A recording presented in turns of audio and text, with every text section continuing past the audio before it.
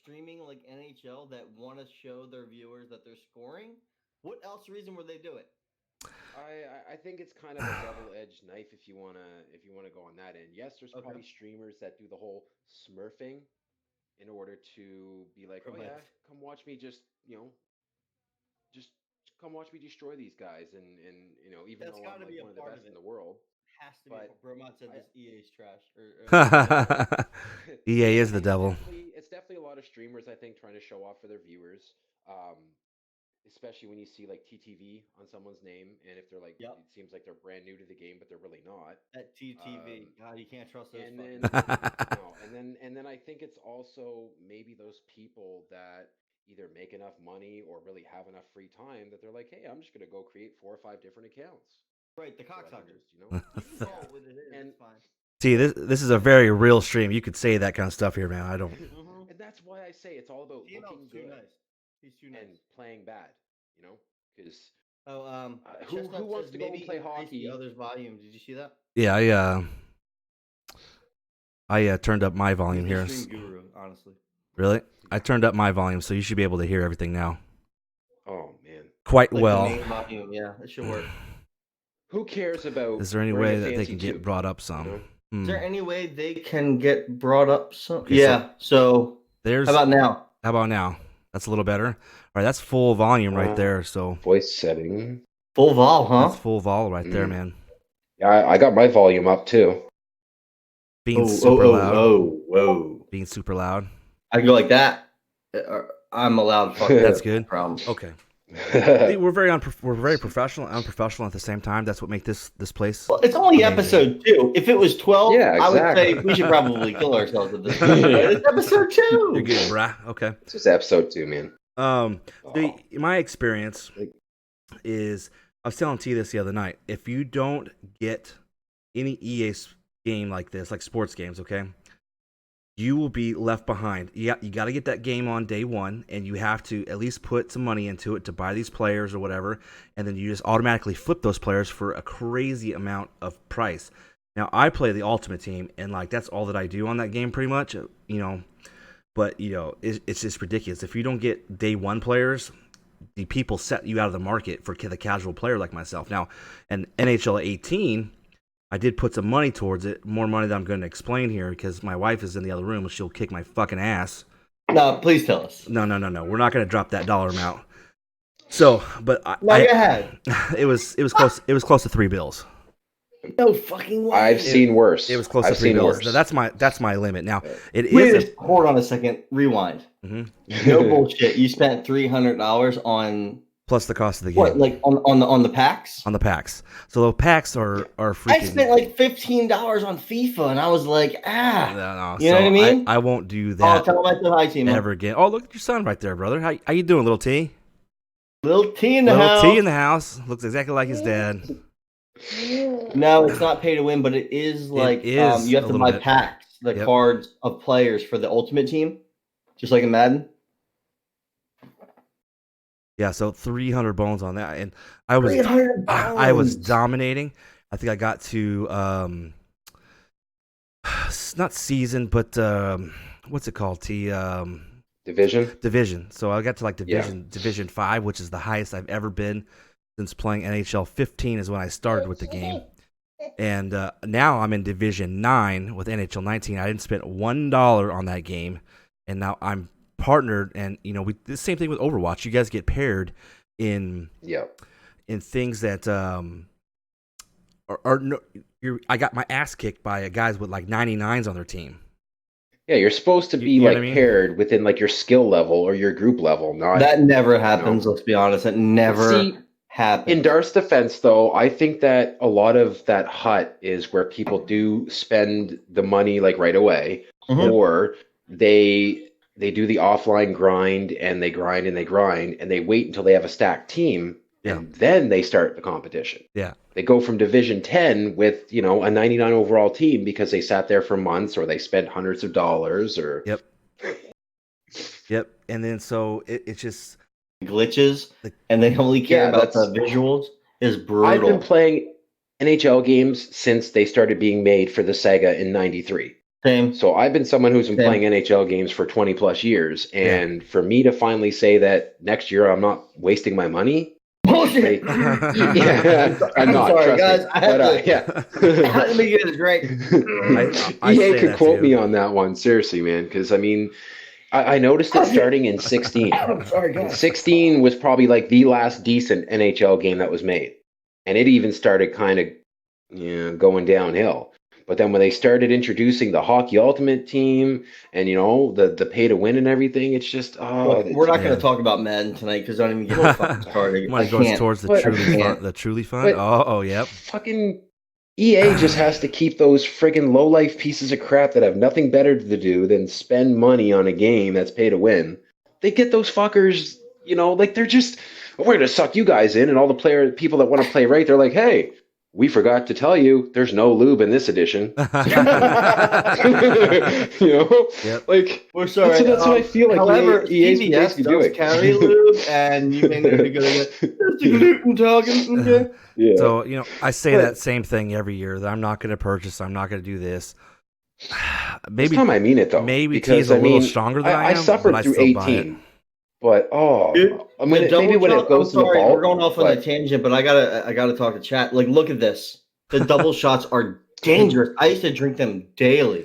I drink one of these every day, and that's why I'm overweight. Aren't they the bomb? I have high blood I know pressure. that's why I got this. I got a gut too. T is the only one that's pushing like 180 pounds, bastard. Look at that guy. Oh, geez, no, I'm actually 240. So I would love to be 240. I was 240 when I was like I have a beer belly, old. but I don't drink beer. Like, it's pretty bad. Oh, I mean, that's amazing. You should drink Truly. Drink Truly. Yes, you guys. Tonight's sponsor is Truly. Sponsored by Truly tonight. Okay. Oh, man. So, thank you for the follow there, bro mod. Appreciate that. Garbage. Oh, Chestnut I the can't cat. stand them Chestnut the anymore. cat. Thank you for the follow. Appreciate that. Adult chocolate milk. Hell yeah. Even though my kids aren't even asleep yet, TML. Oh, my baby's asleep now. He's a pain in the my boy ass doesn't tonight. go to sleep till like midnight, I swear. Oh. It's almost midnight here and he's still awake. Like, stick him in front actually, of no, it's past midnight. Is it? Oh yeah, that's right. You're in a different time zone. Hey, Darth, we were talking a little bit about time zones earlier. Daylight savings time does not exist in Arizona. Am I correct? Yes, it does not exist in Arizona. I do Boom. not. Chestnut. I do not have to. They say Canada's full of hippies. Come on now. I don't. Yeah, Canada is full of hippies. I feel for you. 10 o'clock. But at least we honored, daylight savings time. 10 for here. We don't. 10 for you. What are you, Mountain Time? I'm Mountain Time. Okay. Mountain. 8:10 for you. 11:10 here, and I got to work tomorrow, so that's good. Continue with the EA speech. Battlefield for me was a truly letdown. We're not even going to talk about Battlefield Hardline. That was a piece of shit. So I went for Battlefield 4, which was great, a great product in my opinion, to Battlefield V or 1. 1 was okay, but Battlefield V is just it's garbage. It's garbage. 5? See, 5. I started on 5, and I wasn't impressed with it either. But, guys, I don't know if you've watched my shovel montage, but it's fucking epic. You are the king of it is pretty good. Shovel, I will say shovel that. play. But I mean, Bromod, why did you pass on 5? Let's hear your opinion. Listen, I know this is like a useless stat. I'm gonna give you guys a hashtag useless stat right now. I was top 40 in the world at fucking melees in Battlefield 5 at one point, but now I'm not. I'm like 200, 300. I never get I'm there. I'm passing on a lot of the Battlefield 4 was my game. Leaderboards and anything. Oh my god. See, hockey's been my game for like the last 20 plus years. So what the hell am I gonna get me twice? None of you guys. That's literally no positive coverage. Yep, that's true. Did not get a positive thing anywhere. It's just they released a map the other day and it wasn't ready or something like that, and it broke or some shit.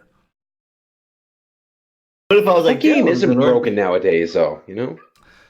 That's true. That's true. Well, I'll tell you what. TML have been playing, and I have been playing Overwatch, and the same shit happens in there. People create new accounts. They go in, they murk everybody, and again, I don't know how that's fun. I don't get it. Play with people that are your skill level. Why if they're trying to get more people to play their games, then make it fair. That's true. Create like a different server if you have to for all these people who have already been established and playing.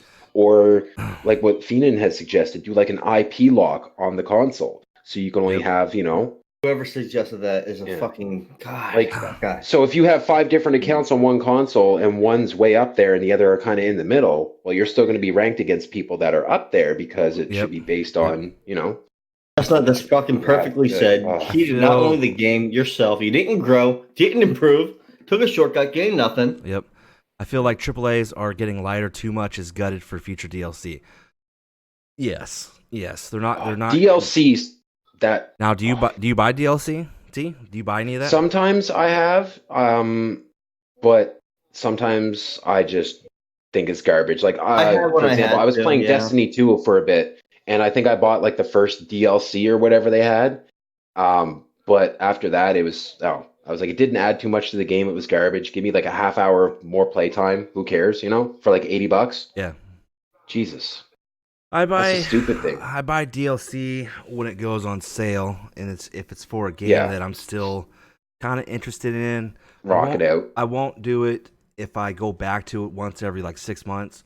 But I find myself playing older games right now than the new AAA titles and stuff like that. And I may pick up a few DLCs here and there for that, but spending the $50 on like a Call of Duty season pass is horse shit. That's another thing too. If a game's going to have DLCs and season passes or battle passes, why not go like Fortnite then? Make it free to play for the multiplayer aspect. Yep. And then have all of your, cosmetics, your DLCs, whatever. And then I guess for like the single player mode campaign, charge for that if you want. Yeah. But as far as multiplayer goes, it should all be free. That's true. Especially if they're trying to get more people to play. If they want everybody to play it, make it free.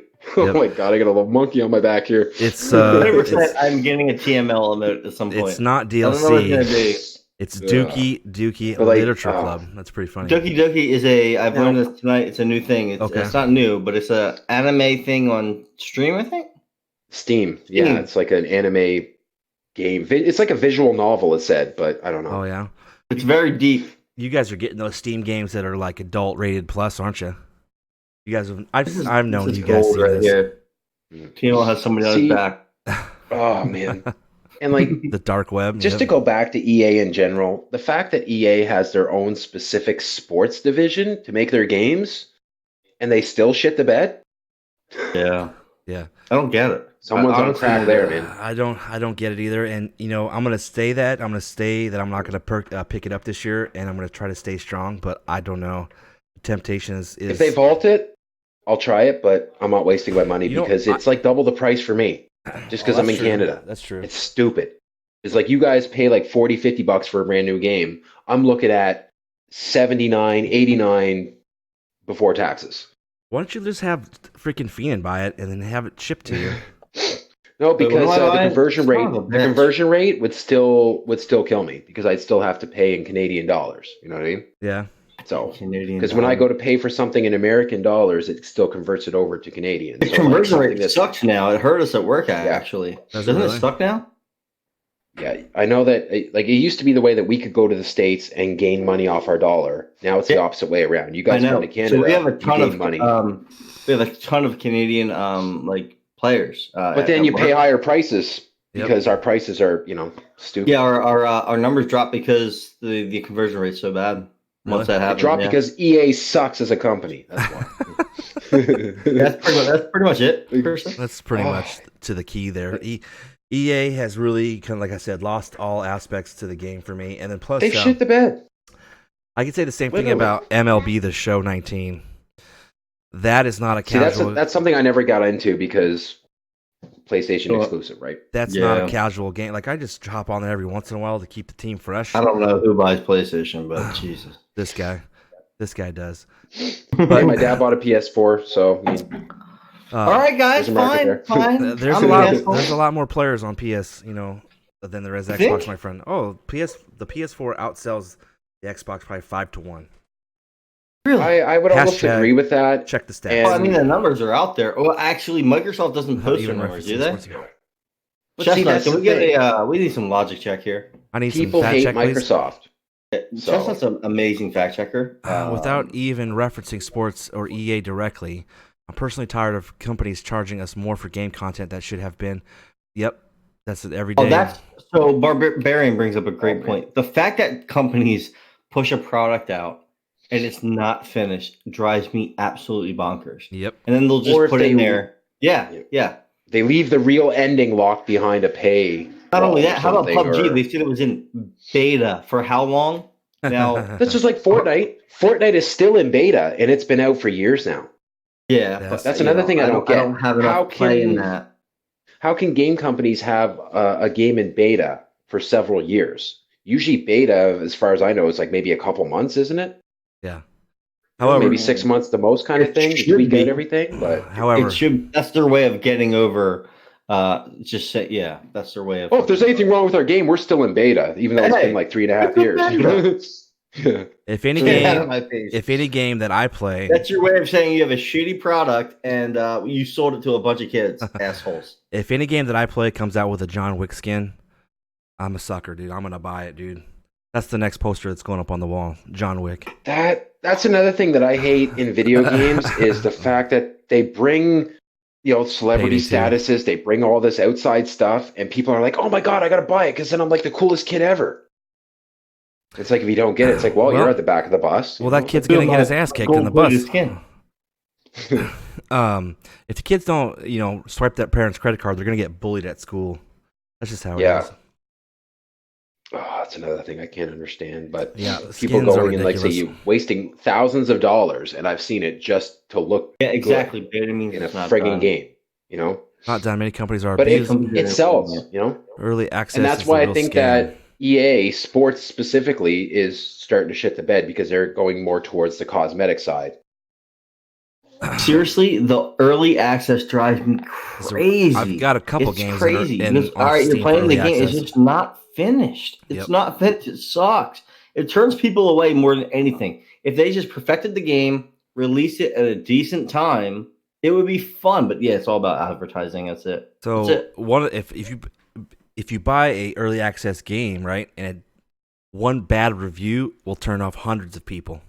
One bad review. I don't care. They don't give a shit. Care. They're gonna light that thing up, and then that's just gonna turn people off. So, I think the only pack I ever bought was I think I bought the first Apex season 1 or whatever it was.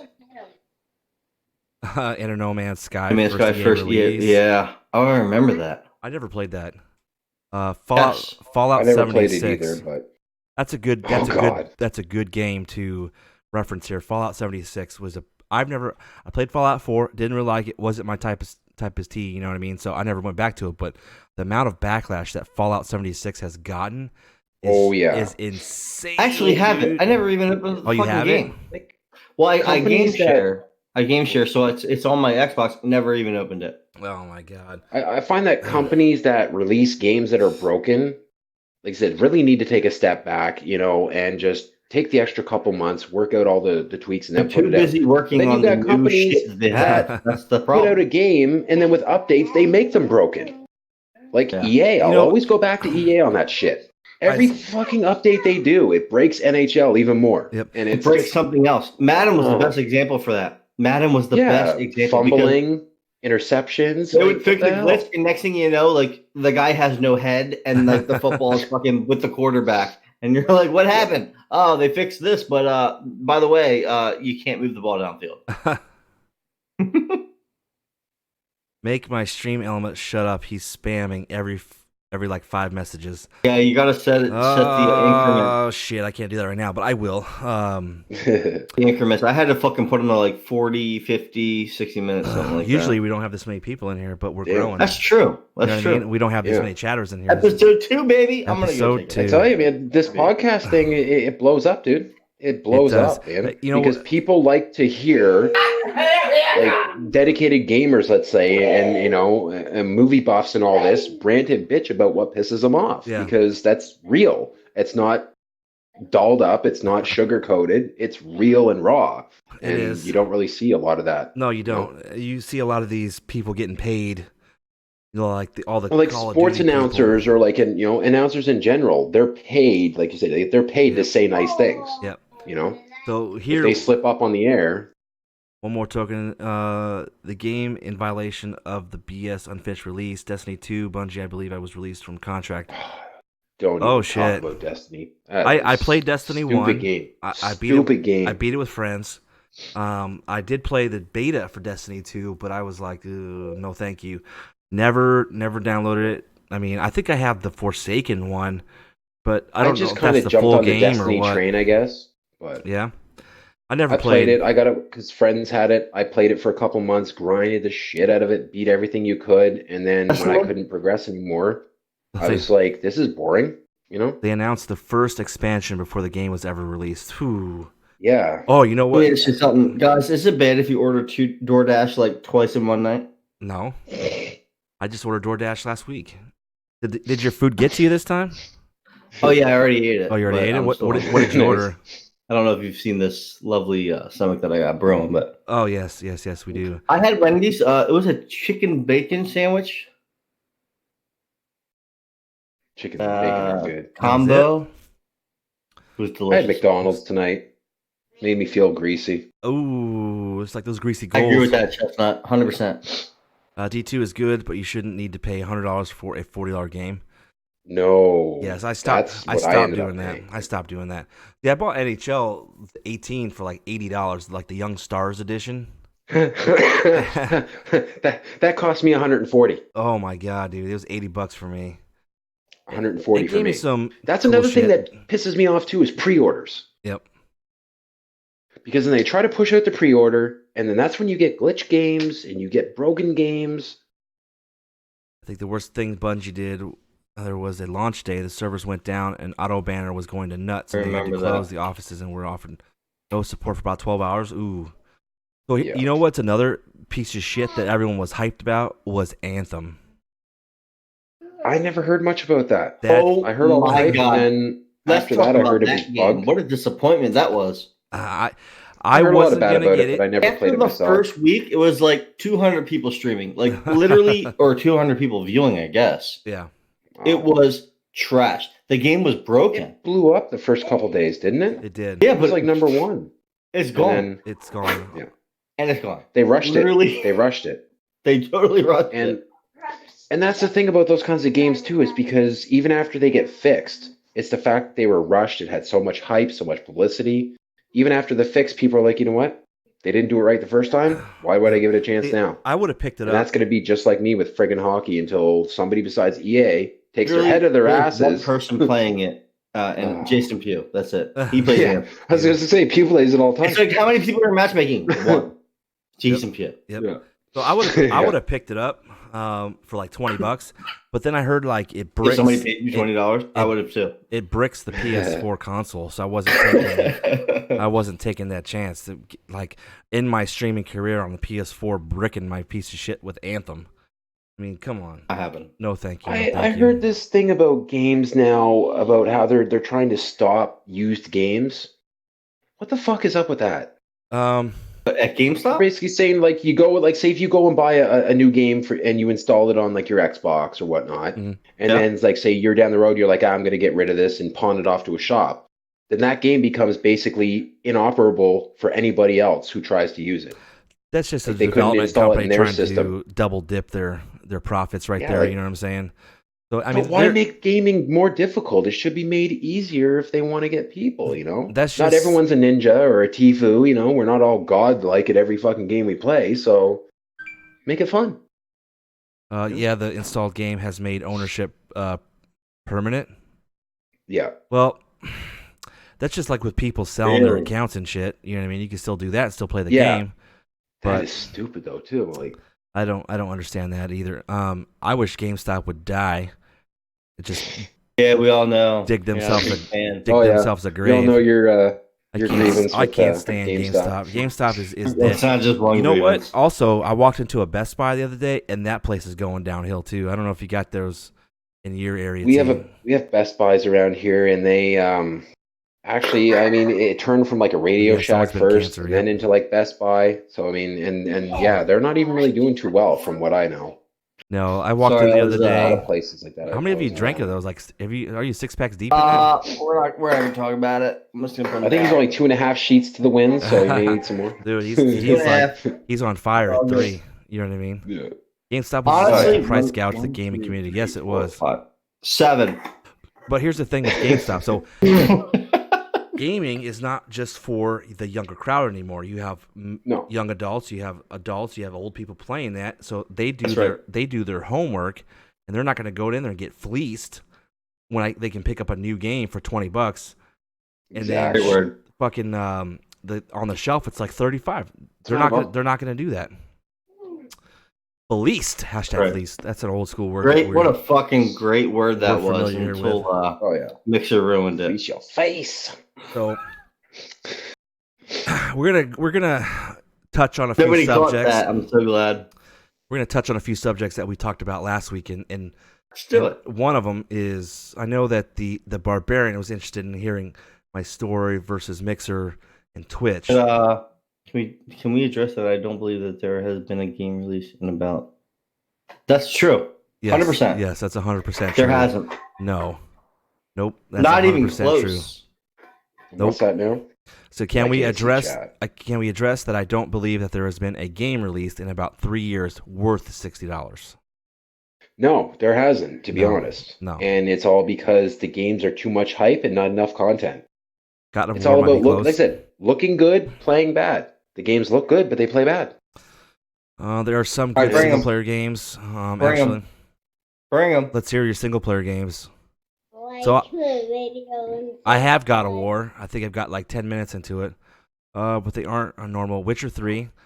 I bought all the DLCs for that because I'm a sucker. Dishonored 2 never played, and Titanfall 2. That's Feenan's games. Titanfall 2. He is, Broma, that's why I jumped into your stream that one time. The first time I saw you was you were playing Titanfall 2. And you had the Titanfall 2 sweet-ass helmet in the background.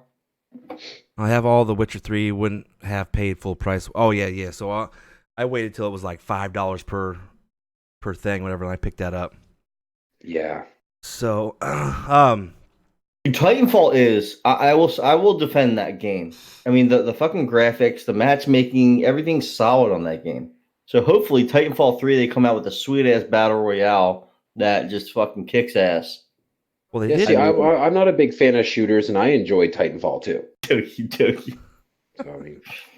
I think if you play it, shit gets nasty. You have a good group of players, you're going to love that game. Titanfall is a good game for everybody. It's not hard to kill people. You can enjoy any game if you have a good group of players, but it's your opponents or what you're going up for, right? Yeah. Well, I mean, I found that even a group of good people can enjoy a buggy game. Destiny 2 is a perfect example when you're doing any raids or anything. You need a big group of people. It takes like 6-7 hours if you're good, and there's so many bugs and it's just so broken at times. Yeah. But out of all the frustration, it's like when we get our asses kicked in hockey all the times.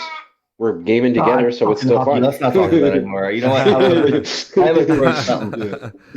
So, getting into... I would rather break my Xbox right now than my hockey because I don't have a physical copy.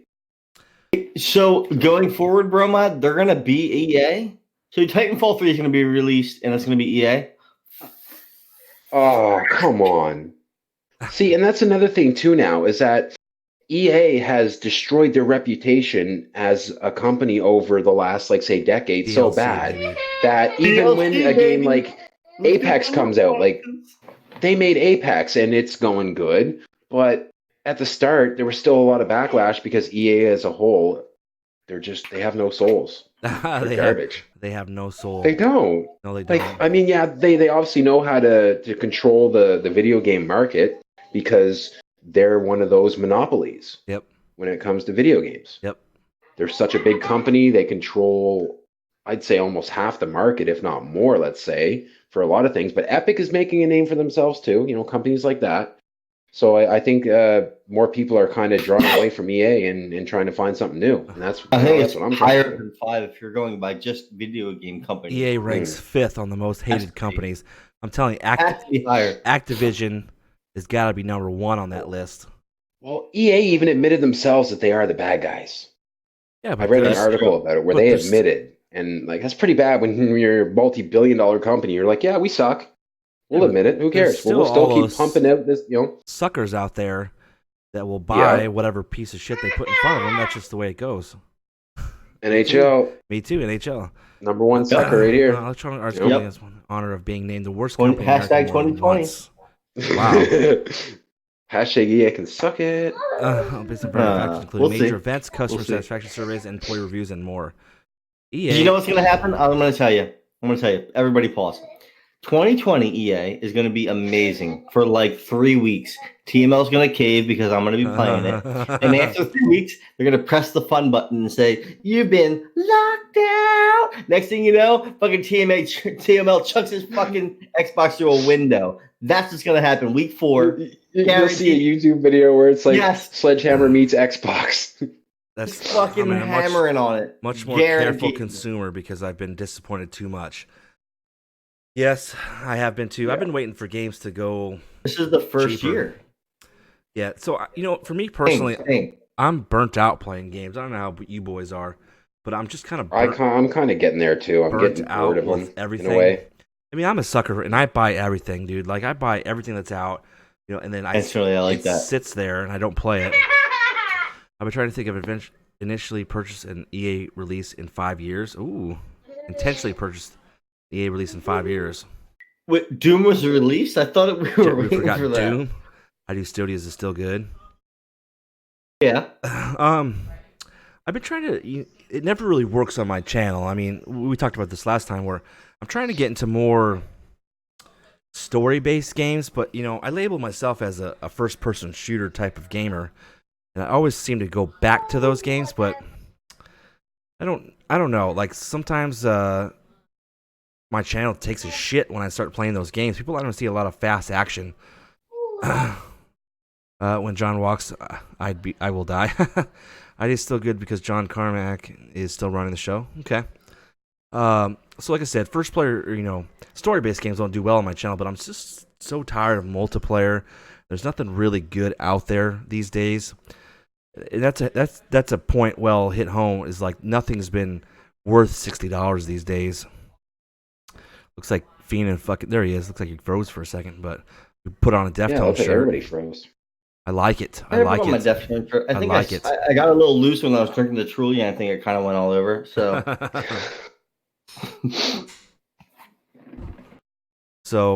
I'm back. Another thing that really grinds my gears. Let's hear it. What really grinds my gears? What's up? Games that go and try to remake a classic 20 years, 30 years too late. Are you referring to Call of Duty right now? Are you referring to Call of Duty Modern Warfare? What we're talking about? So that hopefully. So here's another point. So that game for me, I've been a huge Call of Duty fan. I've bought every single one of them. And I was telling John this, if this Call of Duty shits the bed, stand Call of Duty. I'm done.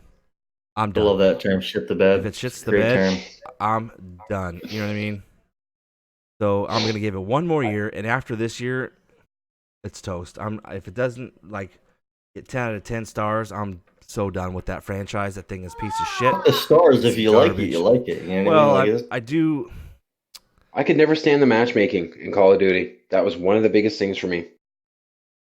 Try some free games, I could ones. Starting out as a noob and find myself drawn to more non-traditional games now, puzzles and builders. So I suck at puzzles. This face doesn't do puzzles. It just wins all the time, but it doesn't do puzzles. Isn't COD down only the Treyarch release cycle? So I think they fired somebody. They fired a developing company to do the 2020 Call of Duty Black Ops 5, and they have Activision Sledgehammer, I think, doing this one. So, like I said, if they're done, if they crap the bed on this particular Call of Duty, I'm fucking done with it. I'm not buying any other thing. It's over for me. He's right with the Treyarch thing. I like the Treyarch release. 100%. Well, Treyarch is a decent company. They are a decent company, but it's not. People are up in arms with the whole microtransaction thing. It's not Treyarch that dictates that. It's Activision, the parent company, or dictates how much garbage they throw at that. It's not Treyarch. So Treyarch's getting a bad rap for that. It's not them. It's Activision who puts all that shit in there. Guilty by association. COD is really sucking out. I don't even like the COD games, but I can't see if the quality just went down and down. The quality's okay. Quality's okay. They do a really good story or campaign mode. It's the microtransaction that turn people off. You know what I mean? It's just garbage. I lock behind paywalls. It's a free update, but you got to spend $500 in COD points to get the fucking thing. No, thank you. I'm done. I'm done with that shit. And I think if a lot more people thought that way, you know what I mean, then we wouldn't have this new generation of unfinished games. You know what I'm saying?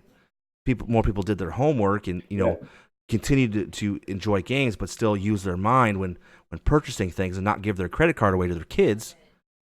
We would have a swing in the other way back to where it used to be. I don't think microtransactions will be a problem for long with the legislation process. So I'm in the gaming industry for like casinos and shit. That's like on the back burner. They're not even talking about that.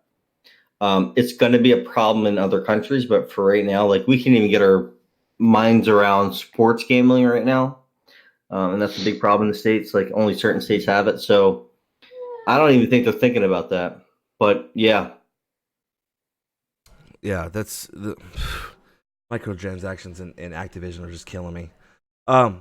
So we haven't talked about that once. I work at a pretty decent sized casino in South Florida, and like nobody's even talking about that in the industry. Legislation here, nothing. Betting in general has just gone on the rise in years. I've seen people go outside and be like, "Hey, man, there's like two raindrops on that leaf over there. Or I'll pay you $5 if the one on the left hits first." It's like stupid things like that, That's what I do. My background is minors have access to the games. Gaming. Yep. So that's what really didn't read that up. What's this Area 51 thing? Now, I know that you were talking about that on your channel a little bit. Now, I saw some stuff on Twitter, and I didn't pay no attention. I'm like, what the hell is this shit? I didn't open it up and read it. So what is going on with that? And where do I sign up? And am I going to get shot? Am I going to have to wear a bulletproof vest? Unfortunately, it's just a big joke. But you could still show up and get shot if you want. Well, I'm only probably 6 hours away from 51. I mean, you guys are a little bit farther than I am. Well, I mean, did you hear about our $1 million plan? Then you heard about our No, I didn't. The Last Supper food truck. Food truck is the Last Supper. That's funny. It's going to be called like the Last Supper, like the Area 51 food truck, because all those hippies are just going to go in there, eat some dogs, and get shot. So this is going to be hot dogs only. There's not going to be like no street tacos. Oh, there we go.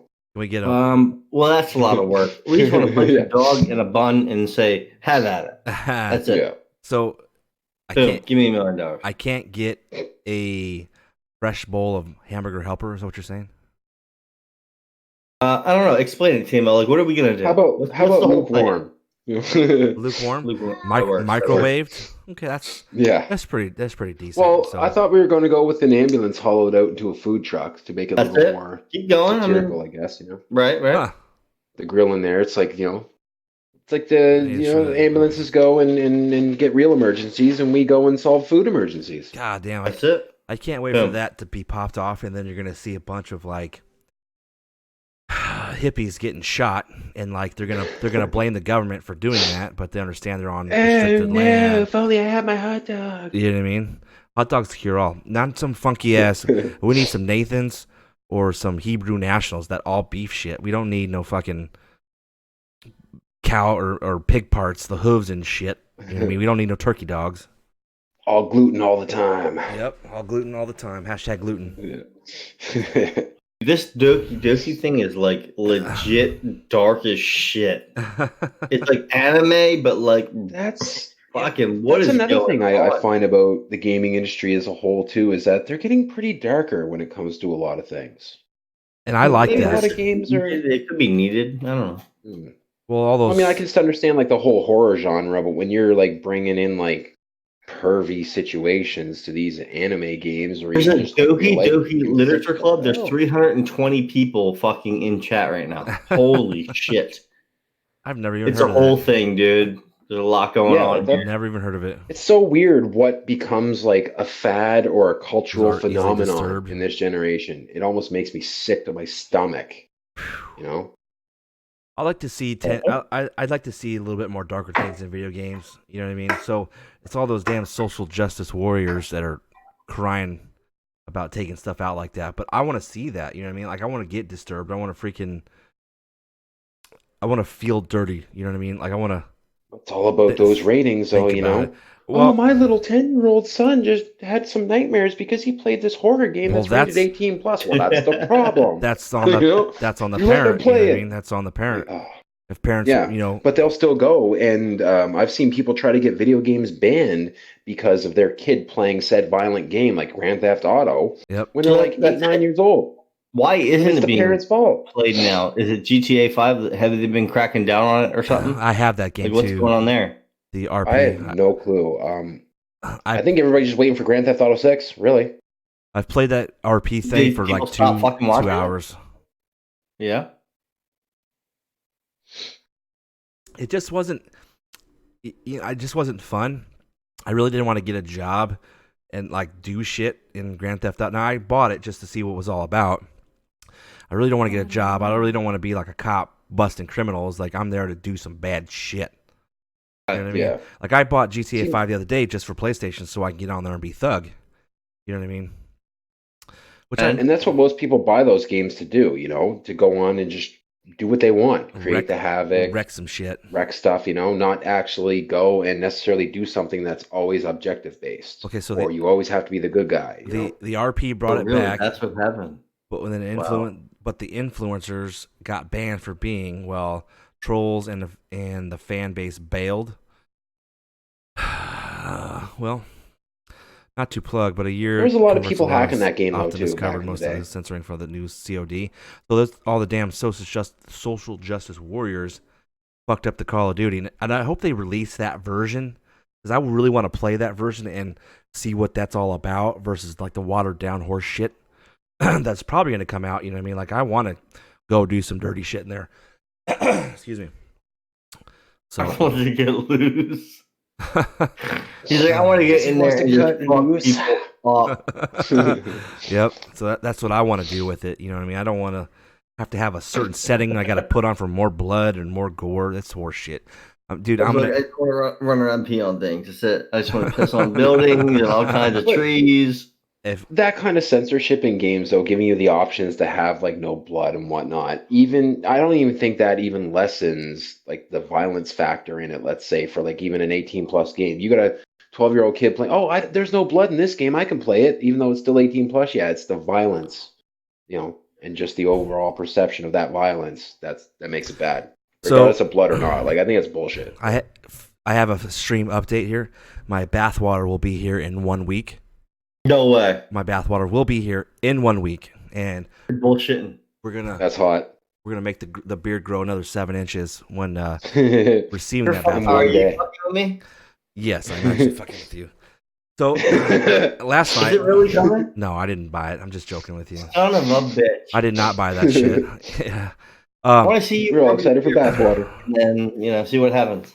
So last night when I was cruising around the Just Chatting section, I came across a fake Dr. Disrespect, and he was actually in full disrespect garb, you know what I mean, with the glasses, the hat, or not the hat, the hair, the Turtle Beach, you know, headset, the whole shirt and everything, the vest, and he was in his own bath. He had candles set up and shit like that. It was a fake Dr. Disrespect, and I don't know how he doesn't get banned. Disrespect's, you know, he is what he is, but I think that he would ban that shit and like file a complaint or something, get that shit banned pretty quickly. But this whole thing is hilarious. I watched the whole 10-minute video, and then he went to live chat and he was saying he bottled it in this little like you know what your fishing bait would come in, little jars like that. Bottled it, and he's like, dude, it's gonna be on sale. Come get it, 15% off. Blah blah blah. Like the whole thing was a fake disrespect. It was pretty damn funny. So We need to come up with something like that. You know what I mean? Like rainwater, or I'm gonna dump a little bit of vanilla double shot energy and sell it for $25. All you do is like market the beard. That's it. The beard. Well, I try to market the beard. I'll bottle my own Canadian maple syrup and $5 a pop, eh?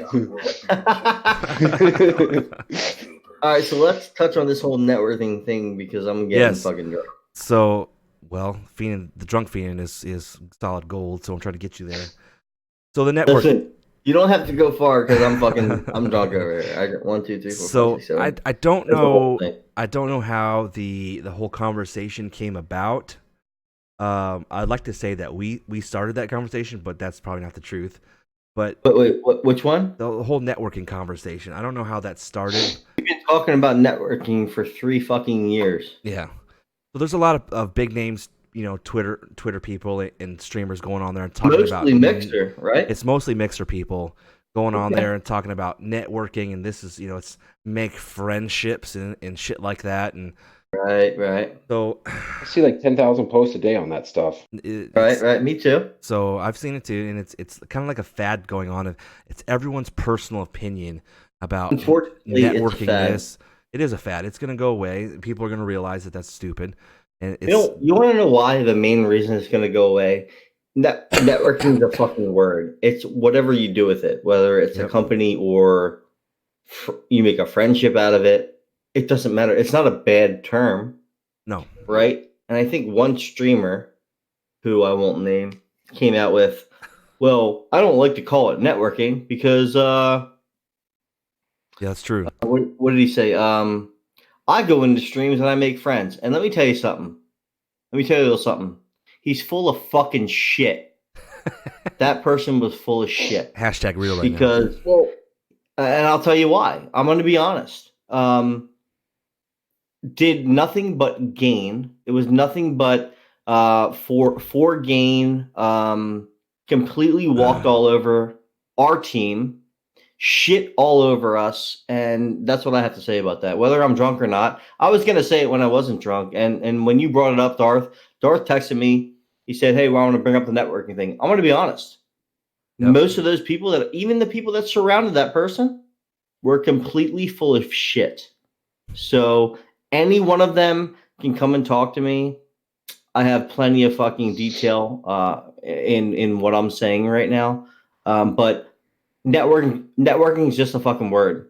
It's what you do. People see what you do. They see that you're only out for gain. And if you're not gaining anything, you're not doing anything for yourself. You're not doing anything for like a small streamer or somebody who actually needs it. You're doing gain for yourself, right? Because that's all I've ever seen with those people. And by those people, it's a lot of people, right? There's a ton of people. Yep. Mixer was a fucking free-for-all for a long time. Yep. But any one of them can come and talk to me. I mean, I got plenty of content. It's true. I have all my emails. I have all my fucking messages. I have everything. So I will tell you, love it for somebody to come and talk to me. I had an experience with networking yesterday, and that great streamer, Crank Age Games, he's a boss. Fucking, I'm telling you right now, he's a boss when it comes I absolutely love that guy. I've been following him since he got on Twitter. So he's Darth. Talk about him. I mean, I can't say enough about him. So I messaged him the other day. He responded within 5 minutes and said thank you. Wow. So that dude, right? So he put I went in there. I don't know. He followed me for some reason. I've never met him. I've never had a conversation with him.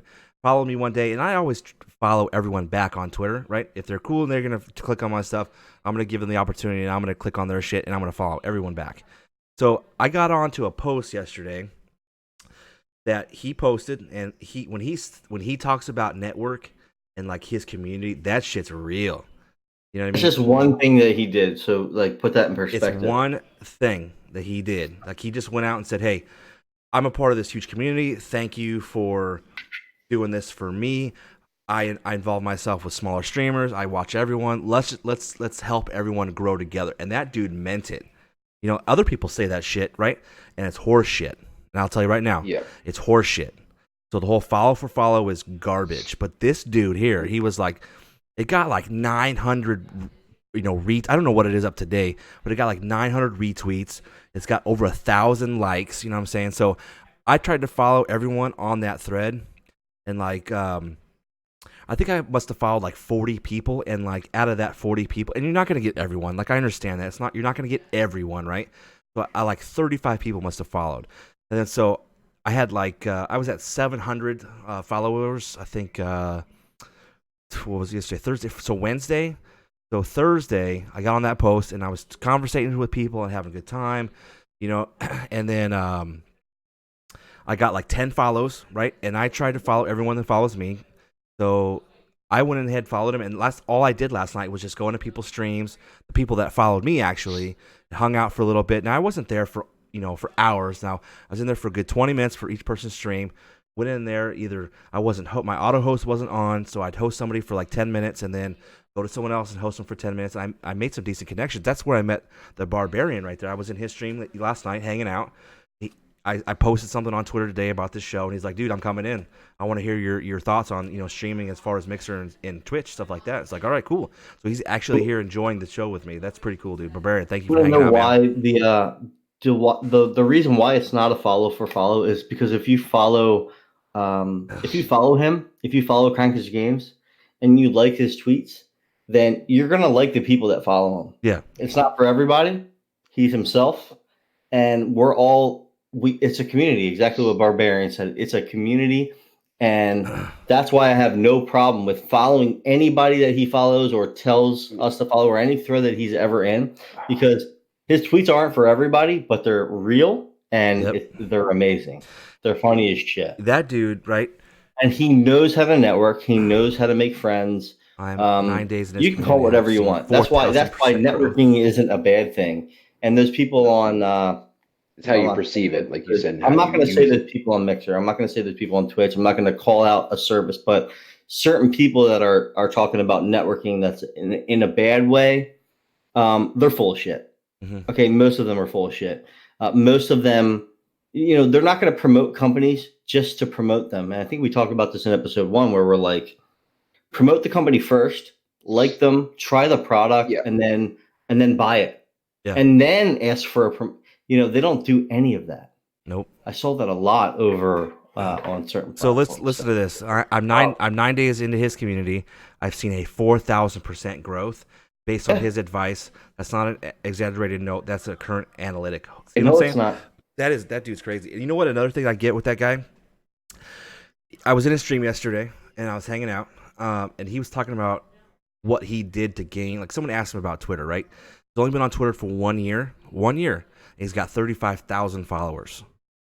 And I was like, what the fuck? And then so he told us, his community or his people in the chat, how he did that. And it's going to take, for me to follow that, it's really good advice, but I have to tweak what he said, and kind of tweak it for my own. So he told me, he said to everyone, post it once an hour, okay? Post once an hour, and then comment on a lot of posts, or every post that you see, put a comment on there. Now, he didn't really explain if it's a positive comment or whatever, but you do what you will with that. But at least comment once an hour, or post once an hour, and then comment on everyone's posts, whatever you can do. 10 to 20 I cannot fucking talk tonight. 10 to 20 per unique post a day. You got to do the work. You have to do the work. It just doesn't come naturally. I'm stuck at like 3,300 followers or whatever, and I've been on Twitter for like 3 years. That he's walking a fine line between what's like what's the word? I guess the word's politically, or the term is politically incorrect, but he does it in a way that people respond, because he's not disrespectful. It's all about building a community and being real, and he's an amazing story. He really is, because it's all organic. All of his follows, everything he does is organic.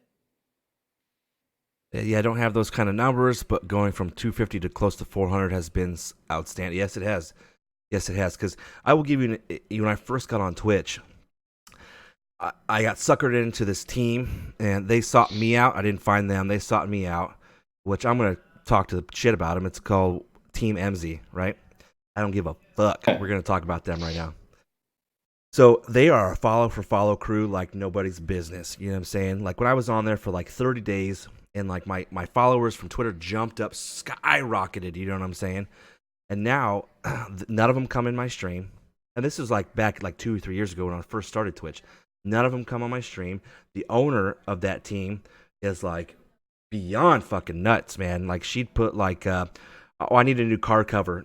Please donate to me because I need to pay my bills, or I need a new car cover for my Benz that's in the fucking garage. Like if you have a Benz, right, that's parked in a garage, why the fuck, excuse my language, we get hashtag real here. Why the fuck am I going to donate to you to put a car cover on your Benz that's in the garage? I don't understand. I just don't get it. So there's super follow. I wrote a. So what happened after that? Somebody reached out to you, or you found another team, or something? Oh, for me? No, I stopped Twitch altogether and went over to Mixer, and that's when I found your beautiful non-bearded ass. Thank you. So it's stuff like that really drives me insane. That the owners of the team. And, I've had another experience with it, and I still talk to those guys. I'm not going to call them out, but team owner still does, puts his name on every piece of equipment that's out there, everything. I'm the owner. You know what I mean? I don't like that. And then, so, John, Mr. Phoenix TV ran his own stream team for 2 or 3 plus years, and not once did you ever see posts that says, I'm a badass, I'm a baller, I'm the owner. You know what I mean? Stuff like that. Yeah, I need tires. I need a new car cover. John, you need a new car cover?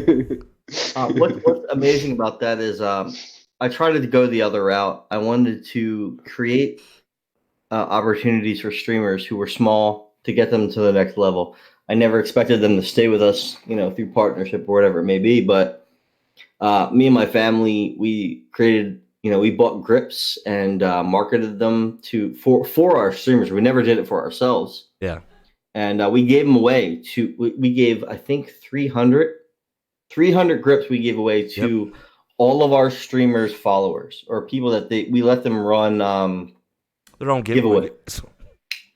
I never did a giveaway on my channel. We never did. I mean, maybe a few on yours, but not many. Yeah, not many. It was mostly giveaways in other people's channels for like the grips and stuff. Yep. So my thought process was give the streamers all the tools. Put them into all of my contacts that I created, and we became the biggest stream team on Mixer, which is like, I don't know. I mean, it's a decent accomplishment. I think we had over 100 streamers. We got like 30 to 35 partnered over on Mixer. Yes, we did. And then that was just it. I had to bail because it just wasn't. It wasn't working. All I did was give, and I did not that I asked for anything back, but there was no reciprocation. It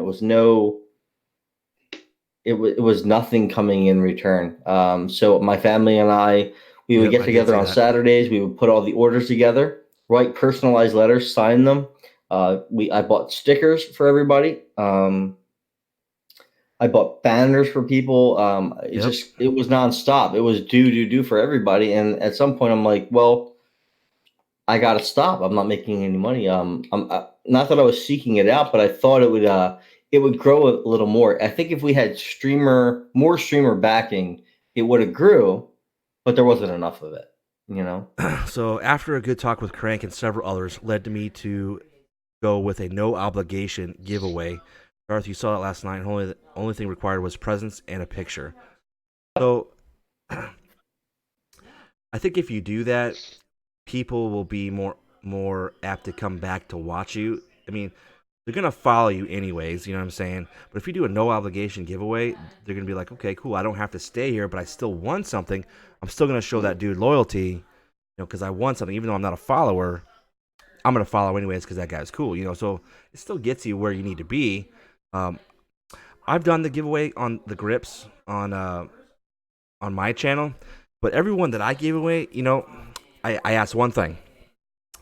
When you receive them, tag me on Twitter with a picture of using whatever you're doing, like put your grips on your controllers. What doesn't matter what controller is, they're universal. So that's the only thing that I kind of required. It wasn't like, hey, I still follow, you know what I mean? But just tag a picture of me. We'll promote it. We'll get some exposure for the company. It's all good. Stuff like that's the only thing I've obligated people to do, and that's it. So to build off of that, sorry you cut out. I'm sorry. There, dog? Yeah, you can hear me? Yeah, I can hear you now. To build off that, I went out and purchased grips. I had a contact. We got grips in for all the team members because I saw that was kind of something that people were putting in stores for like $15, one pair. Yep. And I was like, wait a second, I can get these and give them out to streamers to give them to their followers as like an incentive. Yep. So we purchased thousands of them, and people absolutely loved it, and it was a great thing. It's probably why we got to the level we got, but the fact that we didn't put any restrictions on anybody to help us, I think that's where I kind of fell short, probably. Yeah. It's like I didn't ask for anything. All I wanted was like maybe the logo on stream for a certain amount of time, but we were giving all this money away and not asking for anything in return. It's like, what are we doing? But it was also a good thing. It helped us. But again, it goes back to the networking. All we did was networking for 3 years. That's it. Yeah, that's what we did. We networked. We put people in touch with people. We put partners in touch with small streamers. We put partners in touch with companies, small streamers in touch with companies. We gave people a roadmap. We unleashed thousands of content, like banners, and everything they want was in one-stop shopping in our Discord. And it's like, again, it wasn't enough coming back to us. So a lot of and then when I would go stream a Mixer, I would turn on my chat and a bunch of people would be asking for things. I couldn't even enjoy the game that I was playing. Or hitting you up at midnight. Be like, hey, where's my grips at? My grip ship? I had team members, partnered team members, or people that were almost partners saying, why aren't you retweeting my tweets? Or, why aren't you liking my tweets? Like crazy. You gotta give to get. Yep. Mero says that was fun. I still have mine. And he also says still use mine to thank you all for what you all done for this team. Mero's a different story. Mero's a different story with us, so he's an original guy. Mero, I would have sent you all of them, motherfucker. All like 15 boxes in the garage still, probably. Right. I would have sent you all of them. Not only did we buy grips, we bought packaging. To send one out was over $1 for postage because of the package. And it was too heavy. What did you send Redbeard? You sent Redbeard like a loot box, didn't you? So when we first started, I did a streamer of the month, and it was based off of growth, and he won. I think it was like July or August. And at the time, the first sponsor I had was Boss Box. That's it. And it was like it was a decent company, but there's a bunch of stuff, and they would send like a streamer a box. I bought it for him and sent it out to him. But he was like one of the first ones. I couldn't keep doing it because there was too many people that signed up. We grew fast. I mean, yeah, we did. And I think the growth. I just got a follow. How do I get a follow offline?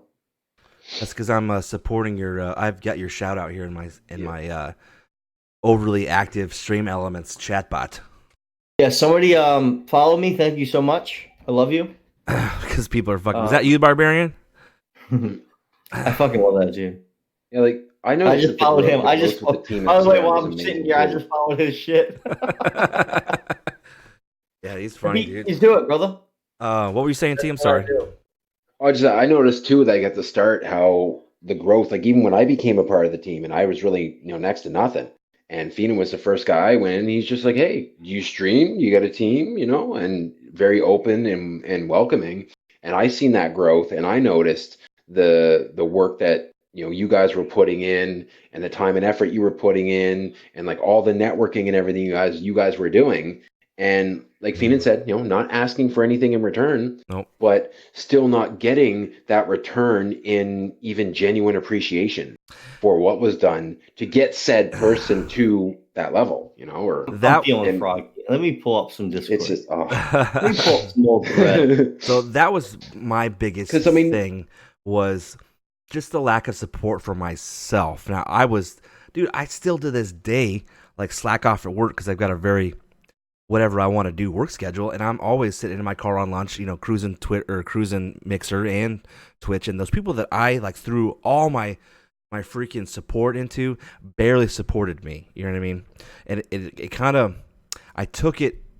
I shouldn't really give a crap, but I'm not that kind of way. You know what I'm saying? Like I wanted to support that individual, and at first it was like, okay, cool, they're not really supporting me. It's all good. I'm still head up, you know, one of the leaders of the team. I got to do what I got to do. But at some point, my attitude changed, and probably Fiend went through the same thing. It's like, I don't give a fuck about this person. I don't care about supporting this person anymore. And I unfollowed a bunch of people, and I told people I was going to do it. It's like, look, I'm tired of supporting you fools. You guys never come into my channel. Now, we all took a step back, right? Me and Fiend did. We all took a step back to have this the team succeed versus our own channels. And I think that was a good thing at the beginning. But when we really got into doing what we're doing, we didn't see that support back. You know what I mean? And that kind of like threw me for a loop for a bit. You said you were part of this team. You took advantage of all aspects of the avenues that we've given you, but then you couldn't do it back. And I think at the very end, we should, looking back on it, we should have had stricter, I mean, I don't know how other teams do it, but stricter like entrance policies. You know, we could have guidelines. You know, we could have hit. Well, obviously, other teams that aren't big companies don't do it. It just seems like a lot of people used the team where they were growing so big to get that exposure, to be seen, and to leapfrog to what they thought was the next level. That was 100% us. The whole team could have been the next level, but there's no I in team, so a lot of people were like, "We're good," you know. I can tell you right now, that was every single one of the partners that we got to the partner status after they became partner ghosted us. Every single one of them. We made some. Else, yeah. We made some, and you know what's funny though? They ghosted us, but they're still in the Discord to this day. They're still in the Discord. Don't chat, don't say anything. Just take advantage of the notifications. With notifications. Yeah. So their notifications are off, but they don't care. They just don't care. So you know when you go into Crank's, you know, community, you really see that. Getting back to the original point, you really see all that with Crank, dude. That guy is insane, man. Big shout out to him. But everything that he's created in a small amount of time that he's done is insane. Now, just looking at his overall stream, it's nothing fancy, nothing special. You know what I'm saying? He doesn't have cool shit. You know what I mean? It's just bare bones, and he does really well at that. You know what I mean? It's honestly, he doesn't need it. Yeah, it doesn't have to be about the bells and whistles, though. Too, if you're just a genuinely interesting person or you have genuine content, people are gonna, you know, want to go for that. And none of it is related to you if you're a content creator or anything. Yep. I'm a member of the team and community, which is basically exclusive to Leadership Scouts because people of 8 have the majority vote and bring someone in. So we used to do that too, right? We used to have a group of like 5 of us. We would ask each individual to go in there and kind of just give an overview of their channel. What do you think? What do you recommend? You know, is this person going to be good for us? Is he toxic? How does he communicate with his community, his chat, stuff like that? And I did it. Feenan did it. I don't think anybody else did it. I would take the time. A few helpers. A few. I had fun being a recruiter as a cheerleader. But, you know, well, you were a mod. You were a mod. Yeah, you went into other streams, helped them out when they needed it, and then some people shitted on you. I always tried my best, you know. Even if I just showed up in someone's channel, said like, "Hey, what's going on for a few minutes?" Viewer/mod/friend that I've had in a long time, and I thank you for it every day. You know that. Oh yeah, man. And I you know, I've appreciated being a part of this team, whether like, you know, not being a streamer, but being active in streams and chats and stuff. And I mean, I always do what I can, even if it's just chatting with you guys on a daily basis and just hanging out gaming. I mean, that's really it's called support. It's called being a good person and networking, which is you know, a term that some people don't understand. Yeah, some people don't understand that term. I mean, I try to network you know what, to be honest with you, I hate networking. Just to be honest, just to be hashtag real here. I hate networking it never really ends up. I mean, I can't really say it never ends up well. I mean, the Barbarians here, we networked and we're following each other. That's called networking. So if you don't like it, it's just because the people suck, right? That's true. If you work with people that you like, then we're here tonight talking. So it's I just haven't had the greatest networking. Experience it's just a word. The fact that people on Mixer, and I hate to call out Mixer, but the fact that they're running around saying, "Oh, it's not networking," if that's a term that I use for companies. It's like, no, motherfucker, it's a term. It's just a term. Exactly. If you become friends with that person, then you become friends. It's a different term. And then you move on with your relationship with that person. Yep. But the fact that some people are talking about networking that have no fucking clue what it's like to be, I don't know, supportive or be a friend is asinine. And they all know who they are. It's all fake. You can see it. And it'll all come out at some point. Yep. Networking is the first step. Here, it's the here's my card and a handshake. Okay, I like that. To make it work, you need to build a relationship and integrate. And if you suck in the beginning, somebody's not going to call you. If you suck and you give somebody a business card, you're not going to get something in return. Yep. Sorry, Darth, you cut out. My bad. I was just saying, yes, I agree with you 110%, sir. And you need to grow a beard, by the way. Yeah, I do, and then I shave it like when I have 3 days off, I have a huge beard, and then I fucking have to shave it when I go back to work. Is your work not allowed to have beards or what? They do, but I've never had one, so it would be odd. Let's just say, and then I gotta go deal with lawyers all the time. I couldn't even picture you with a beard. Well, I got a picture somewhere, I'm sure. That needs to be a Twitter post. I need to get back to where my beard's out to here again. Yeah, I miss my beard. I trimmed mine at the beginning of summer because it's 110 here, so it is a little warmer here. So I trim it down. The wife complained I look like a damn hobo. So I get it. My mom was saying the same thing too. You look like a fucking hobo. But look, I get it. I'll trim it. Just calm down. It's all good. So I did for a little bit. Haven't seen my face in 9 years. What I'm talking about. The same person. We're not talking about a person. We're talking about people on a certain platform, right? Even just, I guess, platforms in general, really. Anybody that agreed with networking sucks, and I make friends, and I only do things for us. That whole fucking bullshit that they put out there on Twitter. And the fact that, in my opinion, I feel that it was very false and ingenuine. Mm-hmm. There's a lot of things behind my statement. But the fact that they're making that statement, it's like there are so many things that they failed to do. Everybody can see what they do for their benefit, whether it's sponsors, the way that they tweet. You can see in somebody's character if it's just about when they go live, asking for shit, because that happens a lot, or these fucking posts that are like, I don't know, the sky's blue. What's your favorite color? TML and I've been talking about that for days. It's like, we know it's a fake tweet. We know you don't give a shit. By the way, why don't you tweet something that's actually genuine? Because you asking me, what do you play on, Xbox or PS4? Go fucking fuck yourself, PC or console. Because all you want is likes, comments, kill yourself. Now, Crankage... It's all about that fad. We put out... Crankage is the best at it. He puts out a real statement, and people comment.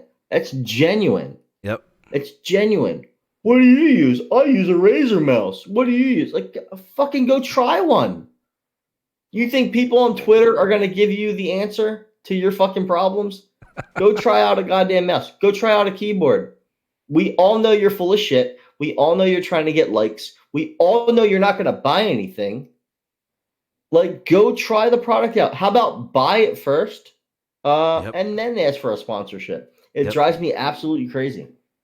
And the main thing, want to be a part of the fad, that's the new fad, is those stupid posts to get the likes, to get the exposure, and But then again, you got people like TML buying. How many monitors did you buy? 6? You didn't ask anybody for anything. You did everything yourself because you wanted to. Yep. You did everything because you actually liked the product. But the fact that I'm going to watch somebody on a platform that's going to say, "Oh my God, this guy over here has what do they call Astros? I want Astros. How do I get them? Like I don't know. Go to a fucking store and buy them. Yeah. Called get a job, get money, and go buy them. You know. Oh, one of my viewers should send me one. You know. Like I didn't get the Razor sponsorship because they wanted to give it to me, like out of nowhere. Like they didn't call me up and say, "Hey, we want to give you a sponsorship." No, I bought 6 products and then asked for it, and that's how we got it. Yep. You know, so I don't just have a bunch of Razor shit because I'm an asshole. I actually worked for it. You know, So, and to this day I don't promote it because I'm not promoting the team stuff anymore. It was a team thing. I can still promote it as myself. Yep. If I was a jerk off, but I myself didn't get it. The team got it. So I'm promoting on stream because I like it. Hey, isn't that crazy? I actually like the product. I paid for it.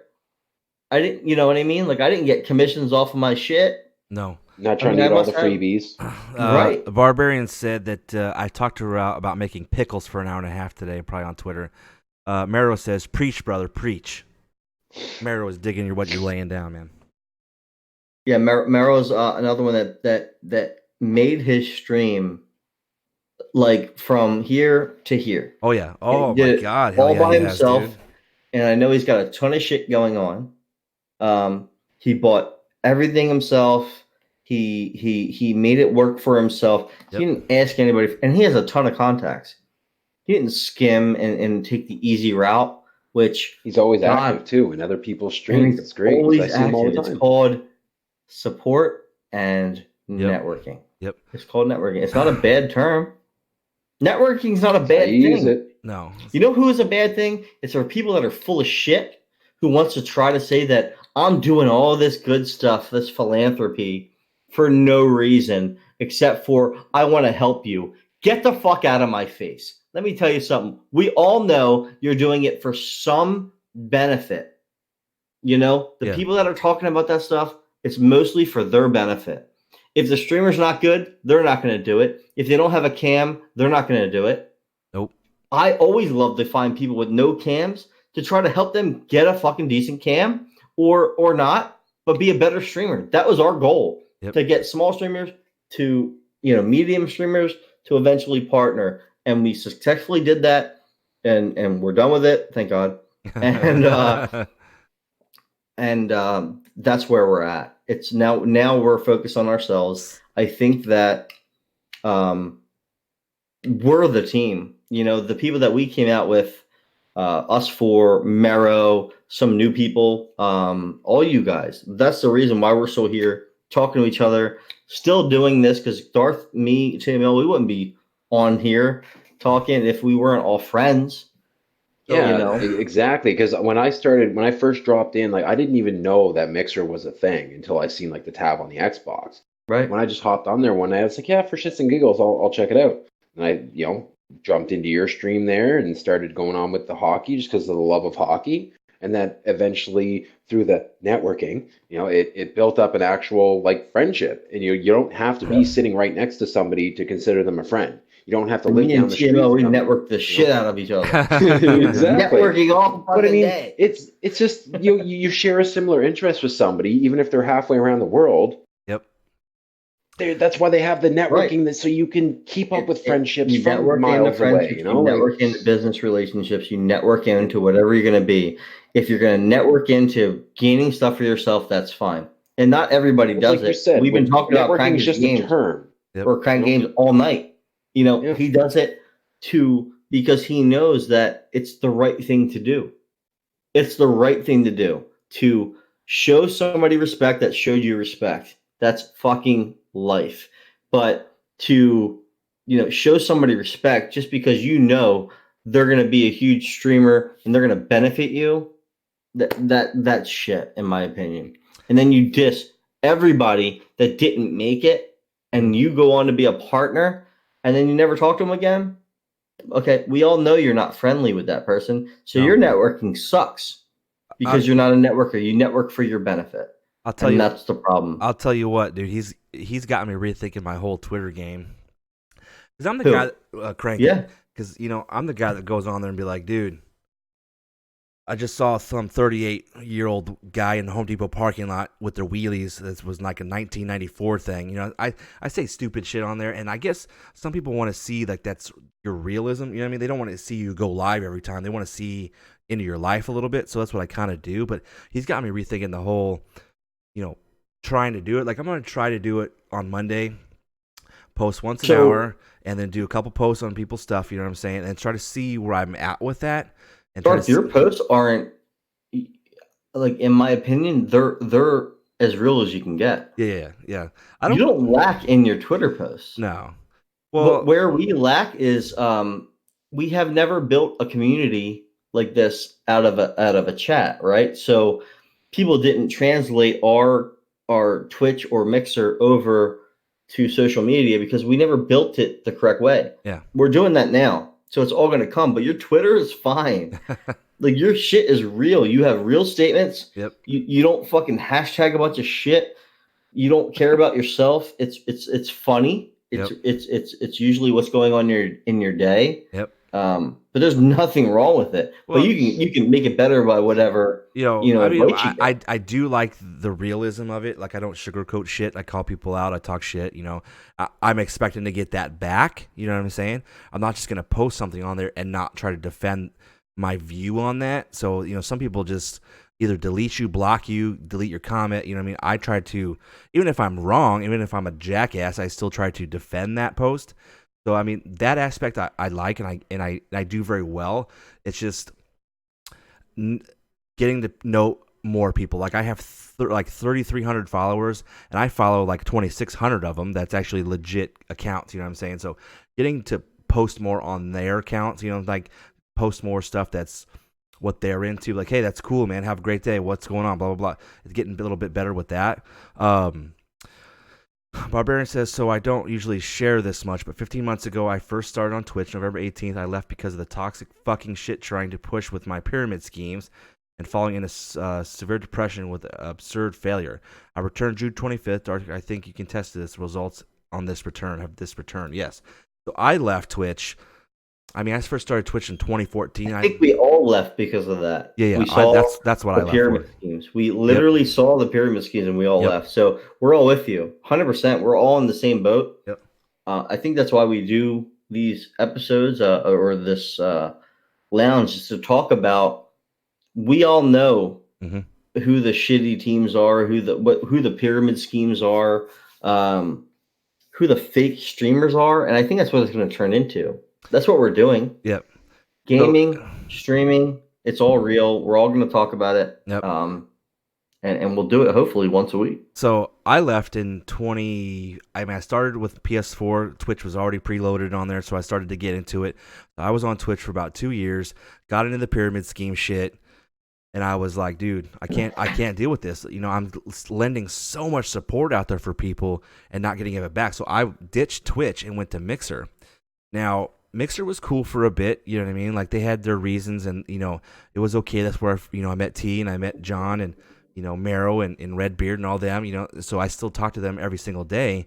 But now I'm a little bit better in the streaming world. You know what I mean? Like I was so naive at the whole game. Now I'm a little older, so I was trying to get into this aspect of streaming. I'm not the greatest at it, so I kind of fell into some of those traps. But now I have a little bit more experience in the game. So I can figure out who is bullshitting me and who's not, you know what I mean? So Mixer just was a lot of that, you know what I mean? They partnered every person on there with like 2 followers, and they gave partner to everyone, and those people I've supported, and then they just end up ghosting us. So I left because of that, but now I'm back because I think Mixer has reached its full potential with me, not so much the platform, but with me. I run a very adult stream, you know what I'm saying? We curse on here. We talk a lot about stupid bathwater. That's not family friendly. And like Mixer to me is very family friendly. You know what I mean?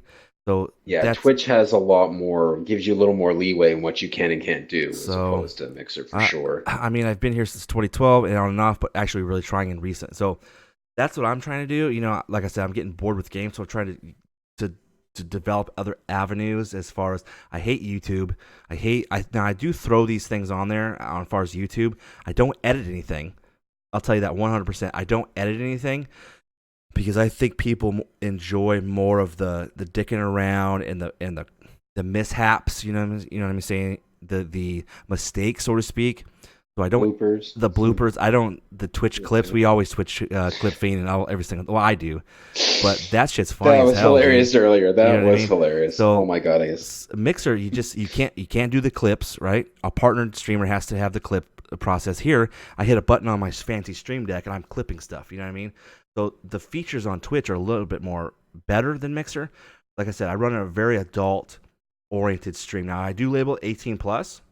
And we talk about a lot of adult things. On Mixer, that shit wouldn't fly. And that's why I think my growth stopped with Mixer, is because of I wouldn't say all the like I don't willy-nilly just use the F word like that, you know what I'm saying? So, but when I do, I think a lot of people have turned off because there's a lot more kids have the Xbox, you know what I'm saying?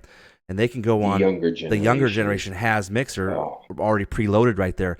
So they're watching more Fortnite. I mean, Twitch, does the same thing, but they're watching more Fortnite. They're watching more Apex. They're watching more of the kid type of Overwatch. Yeah, I know you guys play Overwatch, but you guys are adults doing that. You know what I mean? So a lot of kids play that game and watch that game. So my growth with Mixer is just kind of plateaued, and I was like, you know what? I took an extended period of time for myself, and I redid some things with the channel. Did a lot better things with my channel, made it look more professional and stuff like that. So now I'm back on Twitch, and with the first month, I hit affiliate status, which it takes. I mean, there's like 3 or I don't know what the numbers. They might have to fact check me, but there's millions of people streaming on Twitch, and to get Twitch affiliate status within a month, I mean that's something that's pretty good. So Mixer has features that are appealing, but as a whole, it's falling a little short on the overall picture. But they could still pull some market share. The only thing they do correct is the FTL, the fast as lightning. I think that's what that stands for, actually. Faster than light. Yeah, faster than light. So that's the only thing that Mixer does well. Is it's a real time experience. There's no lag. Twitch you have like a 10, 15 second delay. Even though there's a setting in there that you can put down a low latency so you can have more real-time experiences. Now, that's the kind of thing with, Mixer does very well. They do co-streams, which Twitch is lacking a little bit in the co-stream part. I mean, we used to co-stream all the time, T and freaking John. Oh, yeah, I used to watch you and Fiend all the time. With, the co-stream up. That was the cool part, but if you're co-streaming, you're not really gaining any followers. I mean, co-stream helps people like the smaller people. If you're streaming with like a bigger dude and you're co-streaming, it's going to get you more exposure. But for me, it never really did anything. It was just more of a fun time. I want to get on there and dick around. I don't care about the follows. I don't care about this. I had a good time, so stuff like that. So last week we brought up a point about how we did things backwards. So myself and John bought everything for streaming before we had a community set up. And Mero was a perfect example of this. Mero had a bare bones stream. He built his community up, and then he got all the fancy shit. You know what I'm saying? Like the 3 screens and the Predator monitors and all the cool shit, the Stream Deck, the microphone, the cameras. We did that all before, right? And now we're trying to build our community back up. So, I mean, Mero was a perfect example of doing it the right way. I mean, we do things half backwards here, but he did everything correct on that, in my opinion. Well, that's what I like to talk about. Team Fleece, the OGs support all the return, and all I want to show is love back. You're number probably top 3 with the showing the love back. Mixer has. Let me give you a little background. I saved this text. Okay, here we go. Some hashtag real. So this is a streamer that was going for partner status. He's partnered now. This was at 10:27 p.m. at night. My text is, "You gonna drop a lurk?" Now, I own the team with everybody else. I spent money. I paid dollars. I spent every night dropping lurks and helping and supporting. And then I got that text message, and that kind of sent me off of I guess the deep end is what you say. So 10:27. I said this. Of course, I'm going to drop a lyric. Just getting the kids to sleep, my children. Right? And I responded immediately. The next tweet was right away. You going to retweet? Yeah. Like that came from a streamer, a legit streamer who got partnered from our support, who we never asked for anything in return. I still have the contract that person signed where it says like, hey, we're going to give you X, Y, and Z. Hang on 1 second. Bean's little pooch got to go out. You can hear him in the background. That's another thing too that I don't my understand. dog is like, you left me is people don't realize that this is real life. That's one person. People have lives. I don't know, 25, 130. Yep. I got more of the hey, John hasn't responded questions. You know what I mean? Like, dude, he's fucking busy. He's got a full-time job. He's got 2 kids, a wife. He's got a family. You know, I mean, I'll take your grievance. I can give you my advice. I can help you along with some streamer questions. But at the end of the day, I don't know what to tell you. Like, I don't know what to say to you. Like, I'm not trying to say that my job is like difficult than others. All I'm saying, it's not like a job that it's like part-time or, I'm like, I don't want to put any job down. All I'm saying is like, I'm a director at a casino. I do compliance and gaming. I deal with lawyers. I work for like risk. I run the risk management department, which is like guest injuries and workers' comp. That's all under me, and for a large casino. And I stream like every chance I get because I love both. And I would love to integrate at some point. Like esports is going to be in casinos because it's already happening. I think I talked about that a little bit in episode 1 where we said, esports is coming, and that's why I kind of do what I do is because like it translates into my everyday life. But then I have 2 children and a beautiful wife who that's what I do after work. And then at 10 p.m. I would try my children would be sleeping. Me and my wife would watch shows, and then I would get in a support mode and I would jump into everybody's chat. And as many people as I could. I would talk in one, I would jump into another. And I did that every night until about 2 a.m., 3 a.m. in the morning. And I remember times where you would come into my stream the odd time when I was on while you were at work or something, be like, dude, just dropping in to say hello. I'm at work right now, but like, go on, guy. And it's this day, right? To this day, if I get the alert, if I see it, I'll jump in. Mero, any of you. Shots. I was in Shots today. Shots Mixed You. He came over to Twitch recently. It's like the people that I respect, I'm still there to this day, jumping in and out as much as I can.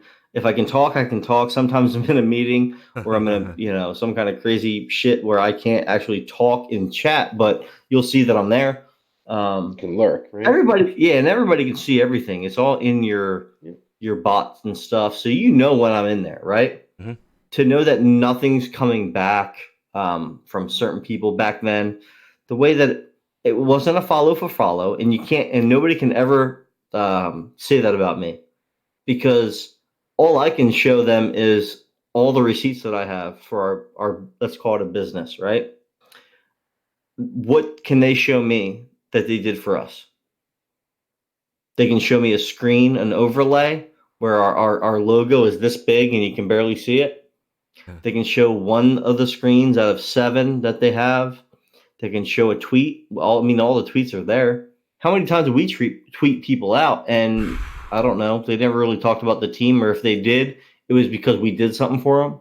So it's like, and the main thing that got me thinking about the teams, the aspect of it is, Mero, no problem, dude. You give back more than any, all of us. We're all on the same man. And no mommies. no moms. No memes, man. So Cranked Games is the one who said, he put out a tweet a while back that said, if you're a team owner, you're out for yourself and something to that nature. I don't know the words. It was a greatly worded tweet. And I think I responded to him like, I own a team, but I can guarantee you that I'm not that person. And I'm like the exception, and we are that exception. It's like we supported. And, it was just, we got used, and it is what it is. But again, we grew from it, and we gained a lot from it. And the most thing that I could say about it is we gained friendships of everybody that's here. And, that's all you can really ask for. I tried to find. That's kind of why I did it. Tried to find that tweet, and I can't. It must have been a while ago. I direct message him. He responds to everything, by the way. Yeah. Yeah, we weren't the team he was referring to. It's the team he's referring to, or the teams, is why we started our team. It's exactly true. And I knew that. But we were like the anomaly. I really believe that. We did it without any backing. A lot of these teams form when somebody's already partnered. None of us were partnered. So like when I say we did it organically and we did it from the heart, like that's exactly what we did. Yeah, I definitely agree with that for sure, because a lot of the times you would even say like to me, oh yeah, like go check out this person. We're trying to push them for partner, or we're trying to get them to this point, or we're trying to do this, It was a legit. I was always push. Yeah. Even when I jump into your stream, it's like, oh, we're gonna go raid this person, or we're gonna go drop into this person, and I'd be right there too, But people, I think at some point, P-Dub told me I was crazy because I would stop my stream just to go check somebody else out. I've seen you do help that. People. Yeah, and people were like, "What are you doing? You had 15 people in there." I'm like, "Well, I want to go help, this person." And we would do it all the time. I remember being a part of one of your streams doing that, because I think we were playing hockey, and you're like, "Oh, I got to cut it short. Got some stuff to do," and I'm like, "Boom." And that kind of, I probably shouldn't have did that. In retrospect, yes. I mean, but at the time, but it showed you guys that like I'm not bullshitting, I guess. You weren't just out for yourself. You wanted to actually have the team be a team. And let me tell you something. Like we could have been great over there. And I really do say Barbarian. So I really do think what we did was necessary. I just think that while everybody else was getting partnered, we were still like getting left in the dust, so to speak, and scaled back to the point where we weren't streaming. We could have been streaming that whole time. I could have been giving grips away like they were like I was fucking Oprah Winfrey. You get a grip. You get a grip. I had grips for fucking days. So I even wanted some grips, but living in Canada. Oh my god! I think did I try to send you them at some point? Yeah, because I tried to give you some, and then I had to have him do international. Yeah, I got him the Carbine. That was a motherfucker. I think it cost me like $40. Oh, is he in Canada too? Yeah. Yep. So Barbarian says it sounds also like a team might be different than the teams he's referring to. Like your team is more like an actual team with a specific goal in mind. We did have a specific goal in mind, and that's what we started out to do. Like I said, it took some of us back a huge couple steps, but now we're getting those steps again. What happened was, this is it in a nutshell. I wanted to get small streamers, the ones that, like I said before, didn't have cameras or just were starting out. I wanted to get them to the next level, and by that I mean like tell them it's easy to get affiliate status. It really is. Mm-hmm. It's easy to talk to a company. Here's how you do it, and I put them, I gave them the links or gave them the tools or whatever it may be. What happened was on Mixer was newer and small compared to Twitch. What happened on Mixer was partners or close to partnered streamers, like large streamers on Mixer, like 10,000 viewers or followers, they jumped on board, right? Because we were doing so much for streamers. What happened was my focus turned to that. And that was my biggest mistake, was I took the focus off of the small. I still supported the small, but it got spread out to now we're talking about people with 10,000, 15,000, 20,000, and the one streamer in particular had 10,000 follows, 8,000 when he signed on. And I think he has over 200,000 now. But from 8,000 to 100,000 on Mixer, which is a fucking huge accomplishment. That is top 5 streamer on Mixer. We got him there. And then motherfucker was gone. Basically, ghosted everybody. Yep. Wrote me a message that said, I'm leaving the team. And I said, hey, man, I think I wrote back, you deserve them. Yeah. You deserve to give them an explanation. Just say goodbye. And I think that he actually went in the chat and actually said goodbye. But like from 8,000 to 100,000, and you're gonna tell just the owner that, hey man, it was a good run. I have another opportunity, and I'm gonna go use it, which is totally fine if that's what you want to do. Say goodbye to your friends, Mr. Networker. So I'm going to read the Barbarian's comments. I really resisting the urge to drop some specific names on the teams, but he does it. It's hashtag real here. That's what we promote here. Mero said, say it, and he did. He said B42, Lurk Force, Team Spock, and Hell's Army. For me personally, I don't think I'll ever join a team again because I know what that potential was and is. You know what I'm saying? And I don't think I'll ever get that support from any other team out there. You know what I mean? I'm with you on that, but I will say this. I talked to you about the vape company earlier last week, I think, and you went out and got an affiliate. Yep. Right? I found out there's like a local next door, and I told this to CML the other day. There's a local esports right next door. Literally, like Simplicity Gaming is next door. They have their practice facility. They e-game.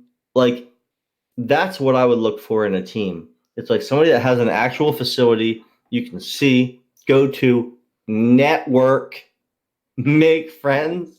That's in your local area. Mm-hmm. But even if it's not, if you support them or you like the esports team that they put out, that's a team, right? I didn't have the funds to open up a $150,000 shop or whatever it may be a month. Like we didn't have that. Plus, all of us were scattered throughout the nation or the world, really. So we didn't have that luxury. But I would support that. I would get behind a team like that, support their esports org, and go to the local the shop and go game with people like kids that can't afford a PC, that they can go there all day, pay a price or not, and learn. Like, that's cool to me. That's local. Not only is it local, but it's national. Yep. Because they're going into all these competitions. They have an NHL team, that game Hearthstone, Smite. But that's what I would do. I would make sure that you can see it, talk to people in it, and then, support it that way instead of just getting on a team that you don't really know that calls himself an esports organization, which I never did. No. Until at the very end, maybe, because that's where I kind of wanted to go at some point. But you just got to be careful. A lot of people say esports, and they may have entered in a couple of tournaments, but that's it. So I'm going to read this. What statement affiliates and pre-affiliates need to abandon and get over is Twitter doesn't work. In my opinion, Twitter is a huge tool. If you do it right and you treat it, you can treat it the way you want to. You can either do personal stuff on there or gaming related, but Twitter is a huge advantage if you network with the right, people. You know what I'm saying? Like, if you follow things that are the same interests that you have, or they play the same games, the odds are you guys coming together is great. Not just Twitter doesn't work. Twitter's huge in my opinion. So, Instagram. Anybody that doesn't think it doesn't work Instagram is absolutely doesn't really understand marketing. No, they don't. And Instagram, not so much. I have one. I don't really promote my stuff on Instagram that much, but Twitter is probably where it's at. It's more adult oriented. Not so many ads. Like if you run on Facebook, there's a lot of Facebook gamers out there, but if you use Twitter. Depends on what you need it for. I mean, I know a lot of good streamers that are family oriented that have Instagram, which shows their family because it's kind of linked to Facebook, the same company. But it all depends on what you need it for. If you make that statement and say Twitter, it doesn't work, then hey, you don't understand or you don't need it, right? Yep. I mean, that's really it. It's probably more like the reason you're using it for it isn't working. Exactly. Twitter itself as you a don't whole know how to use it. Is right. fantastic. It's just it's like any social media or site. It's like your Facebooks and Instagram, Snapchat, blah blah blah blah blah. Instagram being limited to mobile posting makes it so clunky. Not useless, but damn, it's hard to adopt it when they have 10 steps, process and upload to a comic strip. There's a lot more things you got to go through with Instagram. So let me ask. I need to do how long have we been streaming for? Hour and 52 minutes. Just a couple hours. Wow. It flies by, doesn't it, dude? It flies by. It really does. And I can barely talk. Like, the reason why I'm talking so fucked up, my tooth is jacked up. So every time I talk, like, it literally digs into my tongue and I can barely talk. Please tell me you have. And the alcohol really didn't help. That's what you were hoping on too. That was your diamond in the rough there. 1, 2, 3, 4, 5, 6, 7 total. Let's get you. It was my diamond in the rough. Let's get you to 10, man. Let's get you 10. Oh god! I mean, I can go get another one if you're gonna still talk. It's up to you. I'm down, dude. I'm down for do whatever. T, you all right? Staying hanging on still, or is it like 2 a.m. for you, or what? I feel bad for T. First of all, it's late as shit. It is 10 to 2 in the morning, but I'm good. Him in the face earlier. You're good. Oh, he's just climbing all over me and like looking at the screen and like smiling at you guys, and like smiling at me. Did he go to bed now, or what? Is he done? Oh, he was passed out actually a while ago. Yeah, he was passed out a while ago. But yeah, he was just climbing all over me and everything. And at one point, he was actually choking me. He was like trying to put me in a sleeper hold or something. I'm like, at one point, I was sitting there talking, and in the middle of my sentence, I felt myself choking up. I was gonna be like, you gotta stop choking me, bud. I ate some THC. THC. Yes, if it was legal. He does. It's semi-legal here. It's all legal here, baby. It's not. Fuck you. It is here a little bit here in Arizona, but Colorado's. I mean, our prime minister's a douchebag. For business purposes, I haven't touched it since high school. So, all right, boy. What else do you guys want to chit chat about? Any Barbarian, you got any Q&A on streaming? Like, you want to know anything about how we do things, or? I want to know because first of all, Barbarian's awesome, and thank you. I wouldn't be able to answer any of those questions because I don't stream myself. But first of all, you watch more streams than all of us, so shut up. That is 100% true. I have no life. I know. Leave me alone. I want to know if Mero has any questions about the team. Any questions on like why we did what we did, or about certain streamers or like antics. Like, I want to know if he has any questions on what happened. Like, I'm gonna take a bathroom break though. All right. Yeah. I'm gonna grab a Truly. Okay. I'll be right back. Okay. I'll be here holding it down for everyone. I tried to keep as close to the vest of what I could as far as what's going on with the team aspect, because we tried to rebrand and it wasn't working. We had a lot of money put into the whole our original team stuff, and it just wasn't working. I think everyone just kind of gave up. I mean, we had a couple good team meetings, a couple good calls, stuff like that, but it just kind of gave up a little bit. And myself personally, I got tired of doing things that no one else was doing. You know what I mean? Putting the logo in the chat, doing this, doing that. I know Mero did all that stuff, but no one else did. So it's really hard to keep it relevant for everyone. I wanted to disband the whole thing and start from the ground up. You know what I mean? But we had too much invested and too much time and money invested into doing that. Now, I don't think anybody would have cared, because you have those real supporters like the 6 of us that basically run the team. We give a crap about it, but I don't think anybody else would have if we wanted to just kind of disband the whole thing and start over. Now, Discord, for we had a pretty good, decent Discord. Everyone joined. Everyone like that thing was just flying, dude. Like I could check it, and everyone was chatting. Everyone was promoting. Everyone was doing this, doing that. But now it's just the Discord is dead. Now I started for myself several Discords, but I just didn't have the time and energy to keep it up. You know what I mean? Like there's a lot of things you got to do. You got to post every day. I just didn't have time to keep my own Discord up. I'd rather be in other people's Discord, let them run it. You know what I mean? Than have my own. I didn't. People joined, and I did get some new people in there, but at one point they stopped posting anything. So I was like, you know what, this thing is dead. I don't have time for this shit, so I just freaking cut it. So at one point I wanted to just ghost the Discord and get rid of it all. But I mean, it is what it is with that. So I had to pull back on everything. Like I pulled back on our Twitter, Instagram, the website, the Discord. I had to like go like this and just back off of it because it got to the point where it was just way too much. Way too much. I couldn't do it. Our CNX crew found Discord overwhelming when I first tried it. I mean, it could, yeah. I mean, very overwhelming. I just got tired. I found a fucking Frosty in my fridge. I forgot I even bought it. Was that in the fridge or freezer, or what was that? It's in my freezer. Yeah. How old is that? Was it in the back of the fridge or freazer? Oh, tonight. I just got it. Oh, you just got it?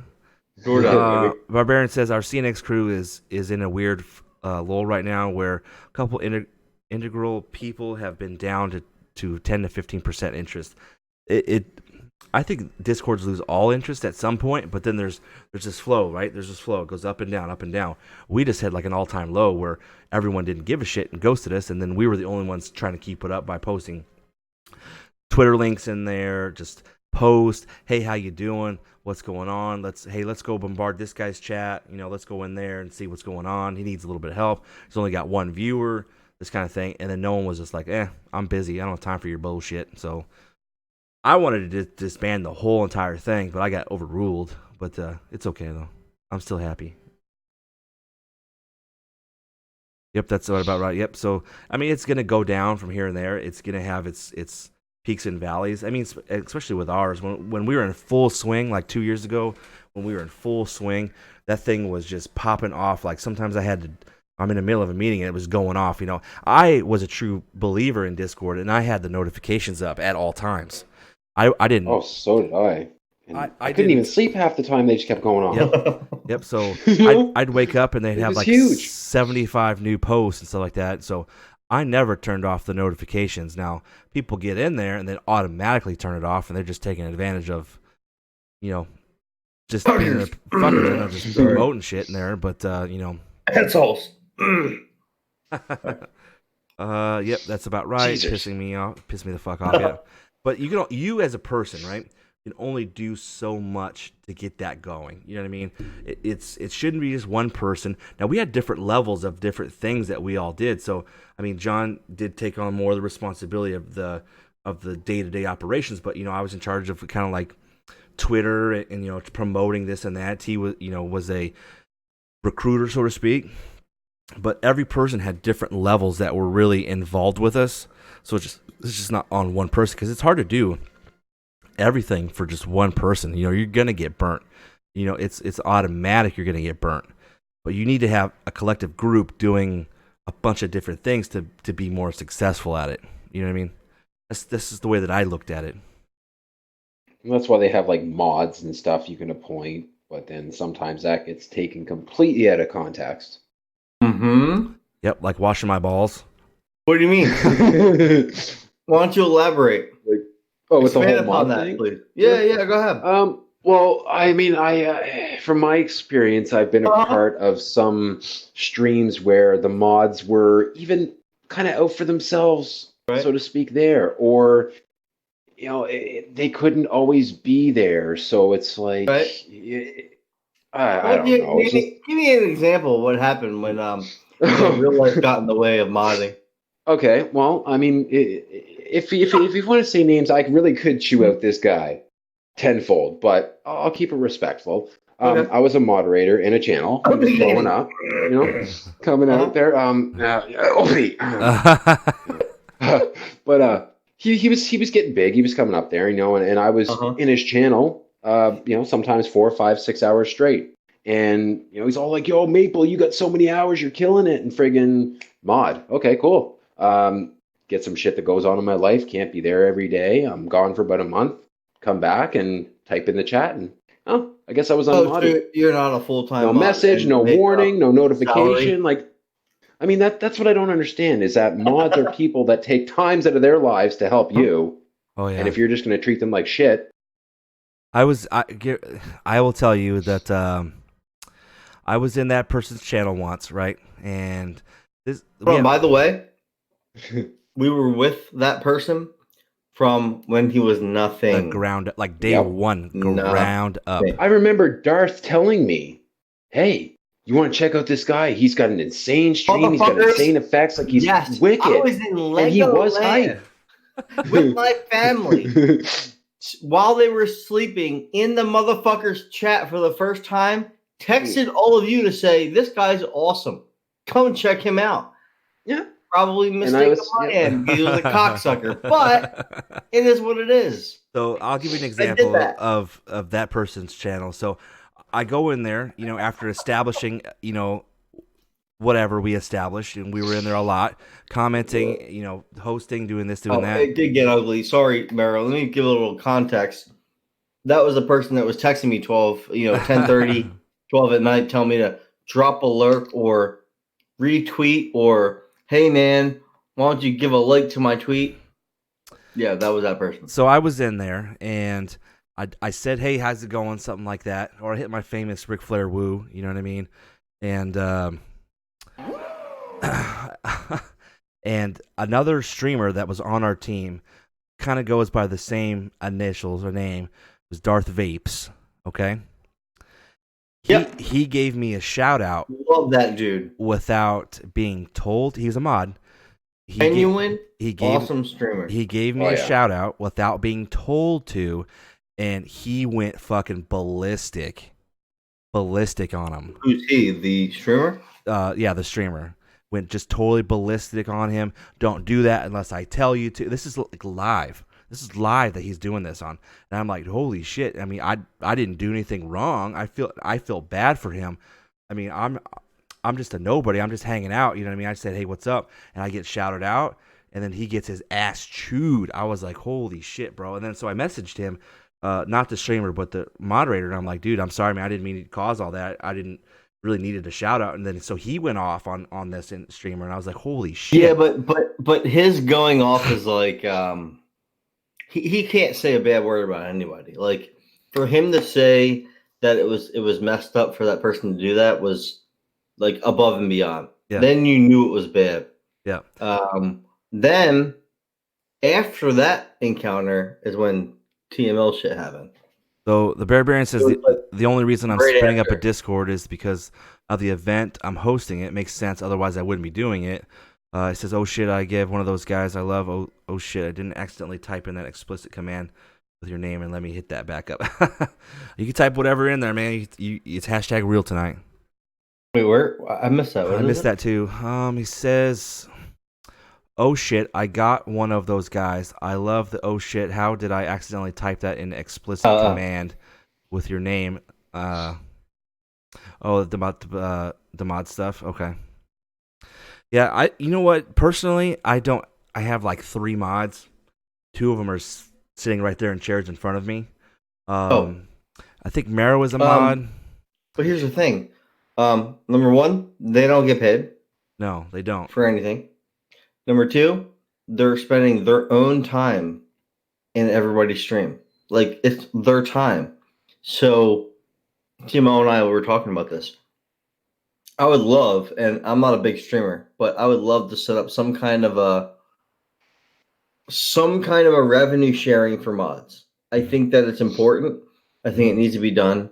And I think if it's like, let's say it's like a merch product, your shirt, give $1 to your mods. Yep. or a percentage, like 10% on all merch sales, or something that doesn't entice them to stay around, but to show them that you respect them and that it's a job, right?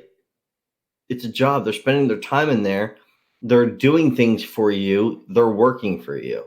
Yep. So if you're going to treat them like shit and and that's why I kind of gave them. up on it. Yeah, and demod them and talk shit on them when they don't show up. You don't know what's going on in their life. And it's kind of funny too on that remark is that I made a post about that person and being unmodded, and that said person liked my tweet. Because I put something like I was like unmodded in a channel for not always being around. I'm like, I'm sorry when real life comes up. That's what's important. That's funny. I didn't even know that. That's funny. OP shit. liked it, and oh shit, you just said his name. Who cares? I already said it earlier, but I don't care. Barbarian says, I think a stand-up streamer should take care of their mods. 100%. Mero caught it. Mero's a fucking. He knows. Genius. Mero knows, dude. One of my mods is he visited me from the Netherlands, and then I let him stay with me and showed him the great month in the DC area. That's cool. Really? That's awesome as fuck right there. We had one of our mods. Holy shit, that's amazing. Call up Fiend and said, "Hey, dude, I'm coming out. I'm at Disneyland. Don't even get me started on that. I'm at Disneyland. Come on down, dude." Which Disneyland's 2 hours. Where was that? 2.5 hours. 2.5 and 2.5. It's like I got 30 minutes. Let's go, bro. Mero says, "Yeah, stop going in this channel." I unfollowed long ass time ago. Same. Had nothing to do with that individual anymore. I did see the tweet that someone that I followed him, whatever, that he got doxxed or whatever the hell it is the other day or whatever, and he was upset about that. So I did see that, and that was kind of a big topic on the last show, where if you're gonna put something out there in real life, expect to get some heat from it. You know what I mean? Either it's how you handle it and move forward, or just sit there and bitch about it. This is real life, dude. You're putting your entire life on screen. You should be prepared to catch heat a little bit, and he wasn't prepared, and it hit him hard. And we weren't saying that it's deserved. No, it's not deserved. It's not cool to do that. But it happens.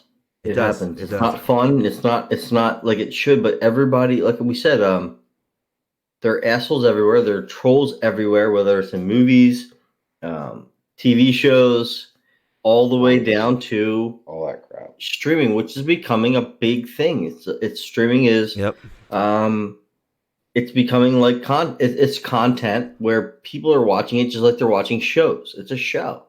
So you're gonna get somebody that doesn't like you, right?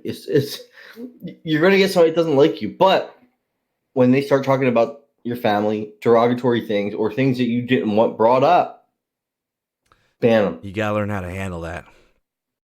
That's what defines you as not only a person, but as like a networker or a streamer, is how you can handle yourself through adversity and bullying or whatever you want to call it, So I'd bring the ban hammer down within 10 seconds of someone saying shit like that to me. But that's the level of streamer that I am. I let it go for a second if they're going to be joking around. But when you start talking about family and this and that and kids, that's another ball game. And you got to be prepared for that. And that person wasn't prepared. And he took it to heart. And move the fuck on. Thank you so much for saying that. Oh yeah, but you simply don't tolerate anything. You draw the line in the sand, drop the hammer, and move the fuck on. Is, exactly. My 6-year-old, I stream with. My 8-year-old, I stream with. Like, I don't give a shit if somebody knows their name. You can find that's public knowledge. If they say something in a derogatory, it's public information. And yeah, maybe not the kids, but I chose to put my kids on stream. Mm-hmm. If you choose to keep them out and you don't want to show people your real life, that's on you. Your real life is going to interact with your stream at some point. It's going to happen.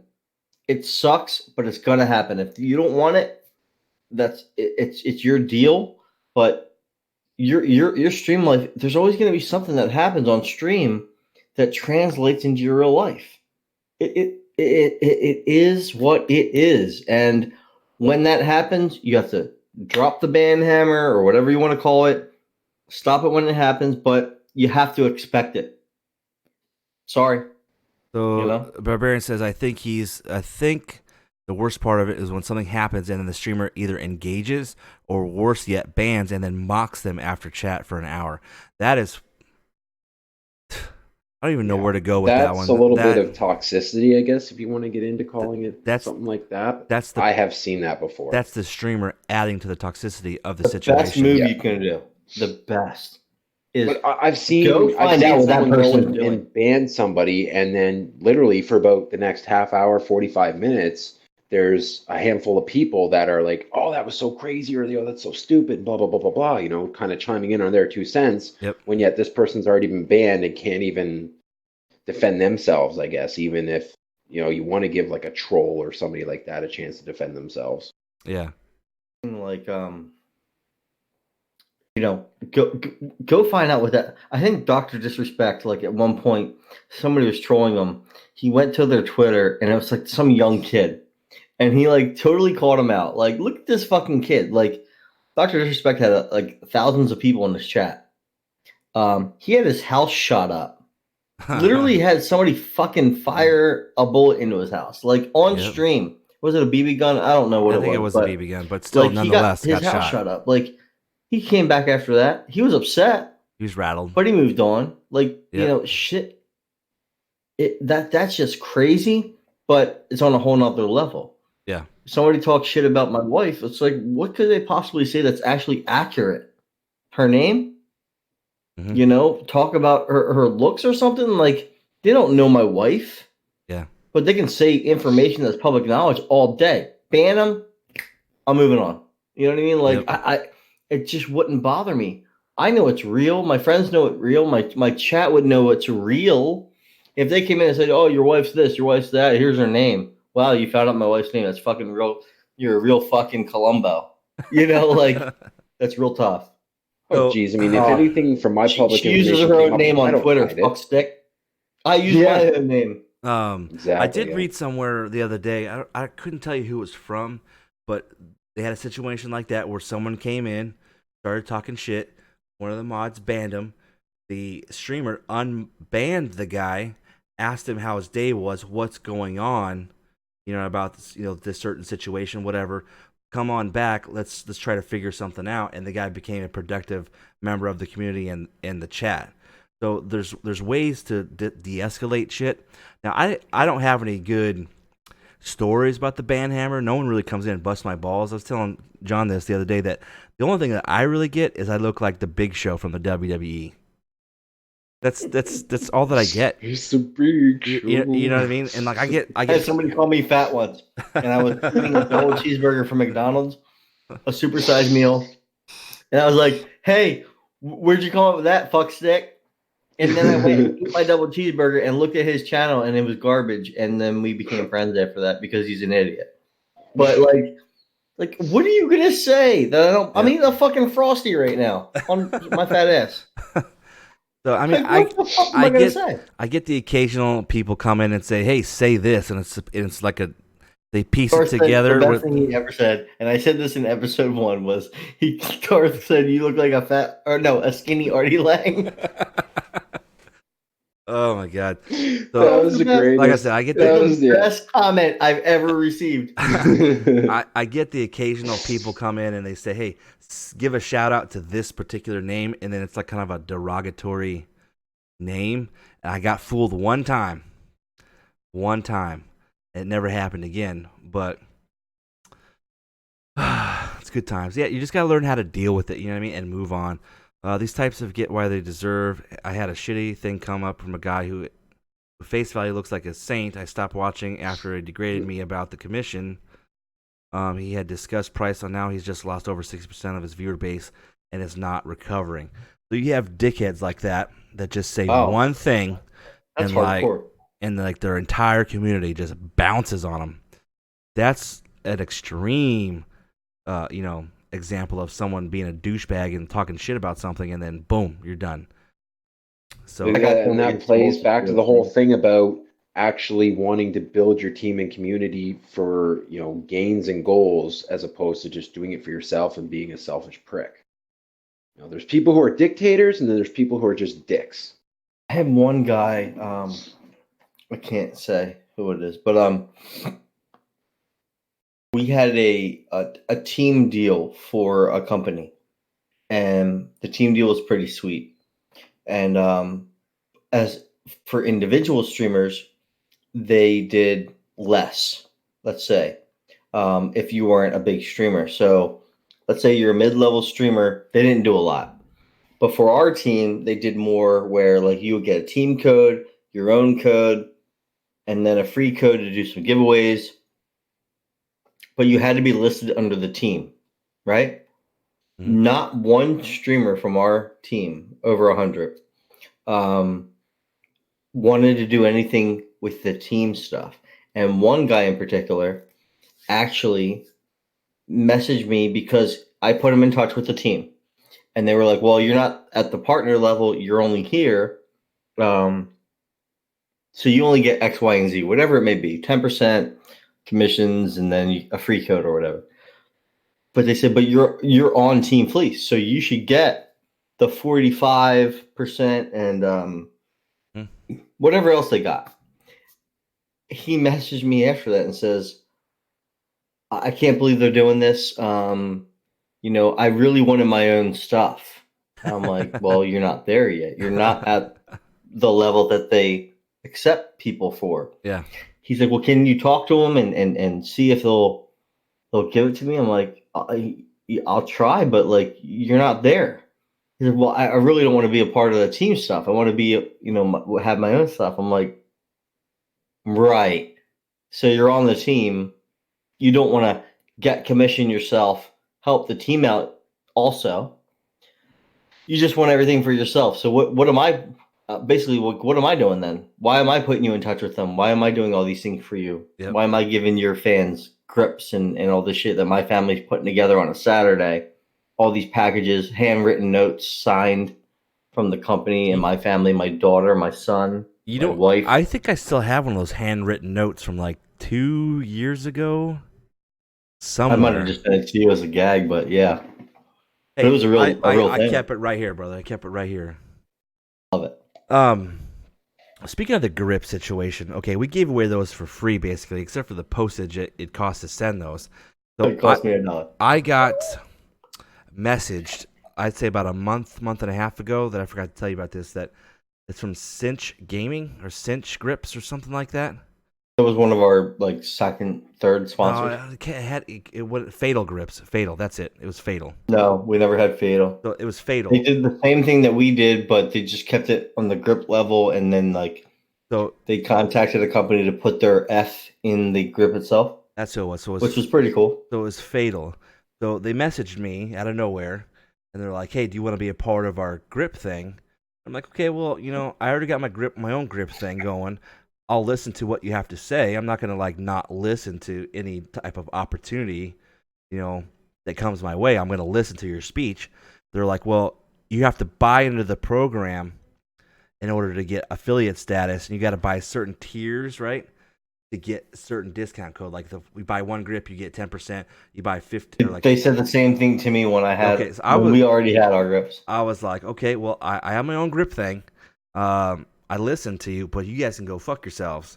Like, I'm trying to get to that status of like affiliate status, but I'm not gonna be suckered into buying something just to put the word affiliate on my page or whatever. You know what I mean? Or your stupid F in my fucking strat or my logo situation. I'm not gonna do that. So you guys can go fuck yourself. So the amount of work that we gave away for those grips compared to you have to buy into the program was just insane. You know what I mean? So I told those guys to go fuck yourself. I'm never. I can find the contract. I'll fucking read it. I'll put it out there. I don't give a shit. I mean, it was a contract. It was an agreement that a company made, and wasn't even a company of let's say let's call it a small business. Is all it was, like a family ran, friends, all that's basically all it was. It wasn't like a big business. It made it look like that. So we did a good job with it. The Barbarian says they all think the affiliate coupon is so valuable. Now I know, right? Let's. I want to hear your boys' take on the word affiliate. Because it's cool to have. You know what I mean? But I'm not up there high enough where it would pay me a little bit. So affiliate's cool to put on your Twitter. It's a kind of a status thing that I've done better than in the stream game to get to that level, but it's really never done anything for me as far as affiliate status for anything. Affiliate is fine for what it stands for, right? So affiliate means you're affiliated with a company. Mm-hmm. You need to sell shit in order to get shit. Mm-hmm. Where it gets dicey is when companies call it what's the word I'm looking for? Sponsored. When you say sponsored, that's where it gets dicey. Yeah. If a company's really giving affiliate status and they call it a sponsor, it really looks like shit on both levels. So being affiliate to me means you guys are using me to sell their shit. That's true. Exactly. So sponsor means you get something for nothing. You get a bunch of shit for absolutely nothing, and then you have to rep it, right? Yep. That's what it means. Or they pay for you to, rep it. Basically, wear their jersey, go to an esports, gaming tournament. All that shit's a sponsor. Affiliate is you get a code, mm-hmm. you rep a company. If you sell shit, you get commission. You're a salesman. Yep. That's it. That's the difference. The difference is sell the platform. Right. The difference is one you can get for doing nothing, and the other you have to work at it, and that's all. And sponsors come, right? And sponsorship comes when you're humongous, like a sports, esports, like you're one of these top gamers. But affiliates for us to get to work, we're all working hard, and we rep companies, and if you want to buy it from us, we get commission, and I think that's fair. Mm-hmm. It's fair for what it is. But if you're saying you sponsor streamers and you don't, that's shitty in my opinion. Yeah. You get commission sometimes. Yeah, I've never seen a commission except for I will get. Well, I'm not this. You can't really use this as an affiliate status. I will see my first commission off of T-shirt sales in August. That's the first time I've ever seen like a payout for something that I've done. You know what I mean? I mean, I've got some donations here and there, but this will be the first thing that's actually got my brand logo on it. That actually I'm gonna get paid out for something. I'll ask you a dumb question. Barbarian. We ran a stream team of 120. Let's say 120 streamers. How many people do you think bought our merchandise out of 120 and all their followers? This is gonna be outstanding here. I know we're on a little delay, but I want to hear this. I know, unfortunately, I wasn't able to purchase any merch yet. No, I'm not talking about you. I'm not talking about you. Oh no. But I always wanted to support, but couldn't at the time. 10%? Speaking 10%. Yeah. Mero, I'm getting there. Mero, calm down. Mero, calm down. Mero, you killed it. Dude, that'd be cool. I had 2 affiliate contracts, one with a small beard oil. That would be the perfect thing for me to fucking rep, you know what I mean? And one with coffee. I talked about that the other day. Coffee would be the shit too. There's all these opportunities that I don't take advantage. I don't understand why. I'm just lacking. Barbarian, it was less than, let's say 3 streamers. And I was one of them. That's true. You'd buy all the shirts just to check the quality of the store we used. I bought all the samples. But the funny thing is, I bought boxes of, so let's say one streamer in particular. I had my cousin hand draw them a logo. I have the shirt in back of me. Still want the hat. I had a custom logo for the person, put it on a shirt, sent him a box of merch with the shirt in it, hat, all like I think I want to say 9 items I paid for, sent him a box and said, like, this is my appreciation for you, coming on the team and being a huge streamer and repping us, which I'm not saying he didn't do anything. He hosted people. But that was, he mentioned our name every once in a while, but that's about it. Yeah. That's all that really happened. That's crazy. I forgot who that even was. #sidebar. #sidebar on that one. The person I sent a box to was somebody that was huge, top 5 mixer on streamer. The coffee is open to anyone, and it's a player one coffee. Good stuff, dude. That'd be cool for I drink coffee a lot. What coffee is it? I'm sorry, I was looking into a company the other day. Coffee's open. Player One Coffee. I wonder if that's the one I was looking into. Oh, Weed Wedding. What's up, buddy? Hello, how are you guys? We're doing good, man. Welcome in. How you doing? Oh, weed sounds good right about now. That sounds delicious right now because that may help me go to sleep. I just typed weed and I was trying to type. Okay, never mind. Hang on. Oh, Jesus. That's funny shit. Well, I tell you, I think I might be. You're out, man. Getting around that time to go to bed. It's about 2:30 here. Oh my God. Player One Coffee. Oh shit. Player One This Coffee was is awesome, $1 for though. sale to you, and the beard oil guy is GG Beard Co. Okay. My God, they have a Leroy Jenkins. Oh what? Shit. T, man, I want to thank you for being here, dude. This has been awesome. No, thank you so much for having me. We're going to be doing some more. I'm honored. Thanks for kicking my ass in golf earlier too. That was awesome. That was so much fun. This was definitely a time. I'm honored to be on there. I hope to be back again and you will start doing something like this more often. You will start getting out there more. Baron, do you have a code? Yeah. I'm sorry. Leroy. Everybody, Feenan, Darth, chat. Female, I love you guys. You know I'm gonna Discord you like early in the morning and talk shit about golf, right? Hey, I'll be around, brother. All right, love you guys. Around, appreciate you being here, T. You appreciate it so much, man. Thank you. Thank you. An honored guest. Thank you. I feel honored. And, TML is actually on the Twitter, so if you guys want to follow him at TML 420, what is it? TML for Life 420. Yeah. Because I'm all about the green. Follow that guy. And my Maple Leafs, awesome, even though dude. they suck, But TML, I'm not kidding about that whole fucking. Well, we got to come up with some kind of percentage. No bullshit. I want to be the first streamer that cuts a deal that says mods get shit. Period. Hey man. Yep. We'll make some waves. We'll do. I got to get big first. If I say it now, people will be like, "Well, what the fuck? What are you selling? Truly fucking seltzer, hard seltzers." Gluten-free drinks. Let's go. You have a percentage of everything I drink. All right, brother. Thanks so much for being here, man. Appreciate it. Yeah. Thanks for having me. I appreciate it, guys. You take care now. See you, bud. Peace. What the heck's going on here? Where did there's my guy right there. What the hell did he say? Barbara said, Maple, was a pleasure to meet you. Dude, TML is probably one of the biggest supporters we have ever. He's very modest, so like he'll say, "Oh, I do this and I do that." He's very humble, I guess, like modest, humble. Yep, is a word. He's in. Oh my God, he's been in all of our streams, all of our multiple for years, hours and now. hours and hours Yep. and hours. The Barbarians tried the Leroy. He says Leroy is so good. Yeah, that's why I have it. I'm ready to fucking buy it with his code, but maybe he's looking for it. He did post something, but it's 3 asterisks. My link ban may have banned that code, so. All right, I'll give you a. Hold on. Oh no, yeah, TML 420 for life something. What the fuck is his thing? I gotta. At TML for life. For let me see. You got it, John?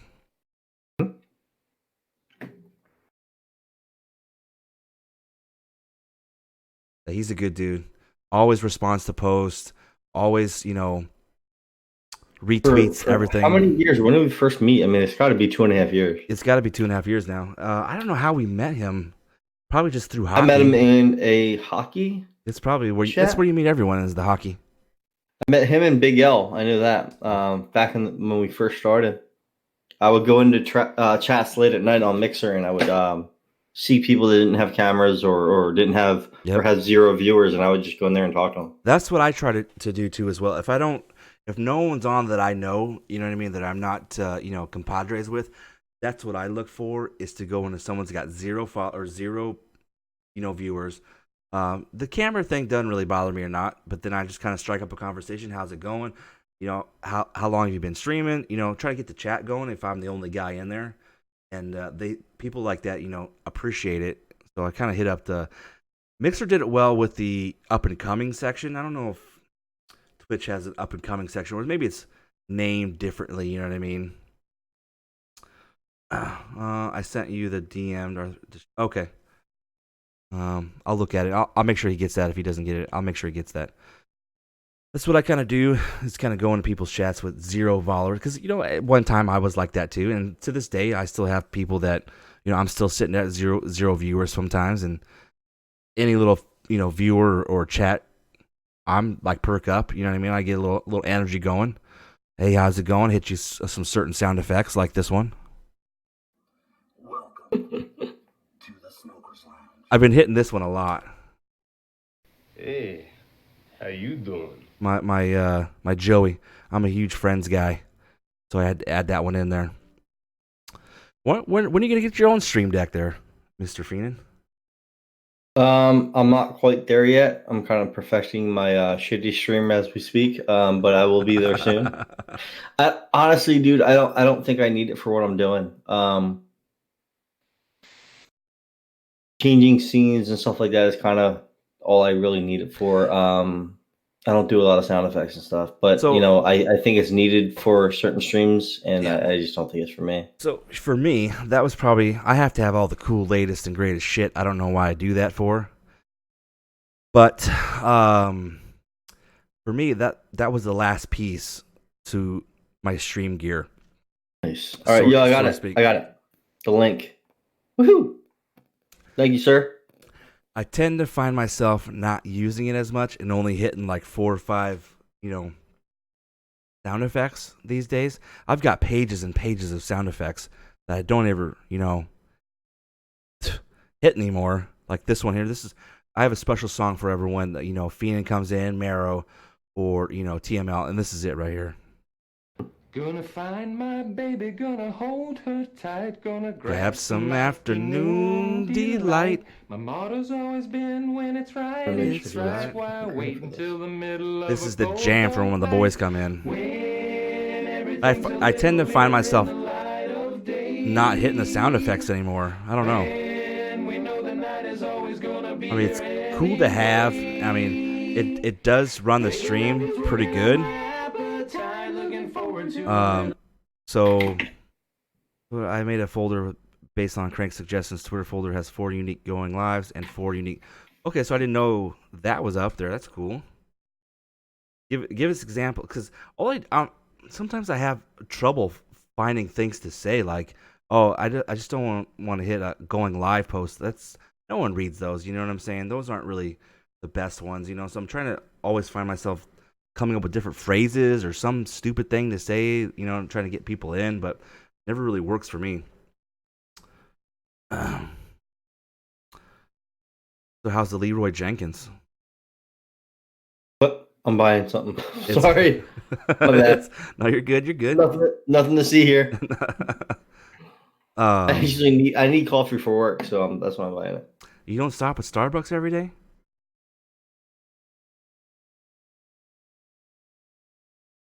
Why is this weird? The Leroy Jenkins is smooth, very good roast. USPS is $6.43 for 3 business days, but it's $9.57 for 4. That's great. Okay, fuck off.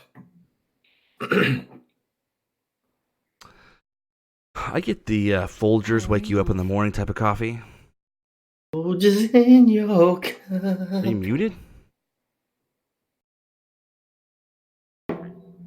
An example of going live is, okay, I want to see this. Yeah, we're going live at Twitch to draw or animate. Come hang out, check out the progress. Your company is always welcome. Okay, that's cool. You're cutting out. What is it?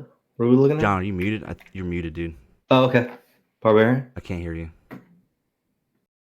Did you break something? That's the kind of stuff that I'm talking about, is getting a little bit different with the Twitter aspect. Damn! I just bought some more fucking coffee. Are you muted? Can you hear me? I can't hear you. You can't hear me? I can't hear you. What'd you break, bro? What'd you break? You can't hear me? Can you hear me? Nope. Still can't hear you. I can hear him. Why can't I hear him? Can you hear me? Hang on. Did my headset die? Oh, it fucking died. Ooh. Good call, bro. Good call. What happened? Powering on. Battery low. Mic off. My shit died. Gotta get gangster right now and go with the Powering off. gotta go with the plugins here. Holy shit. Did he leave? What happened? Uh-oh. John may have left. We gotta switch some stuff out here. Give me 1 second. There he is. There he is.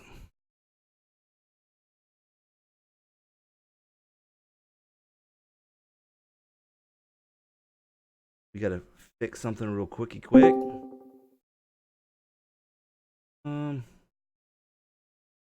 Headphones. Okay, we just gotta switch this real quick.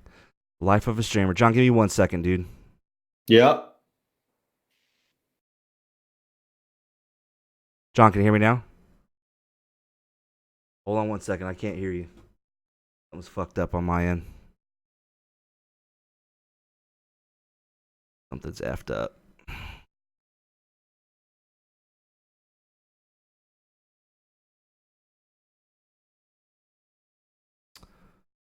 Talk, John. Still can't hear you.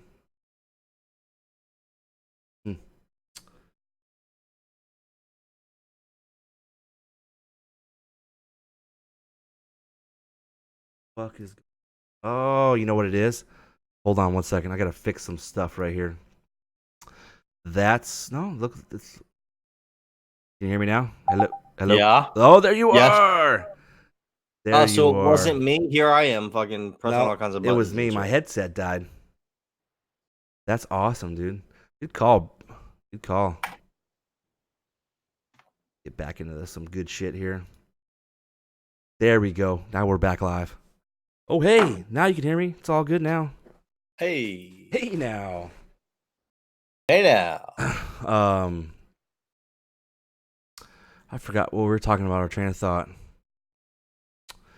I thought it was him disconnected. Just tried to call you back.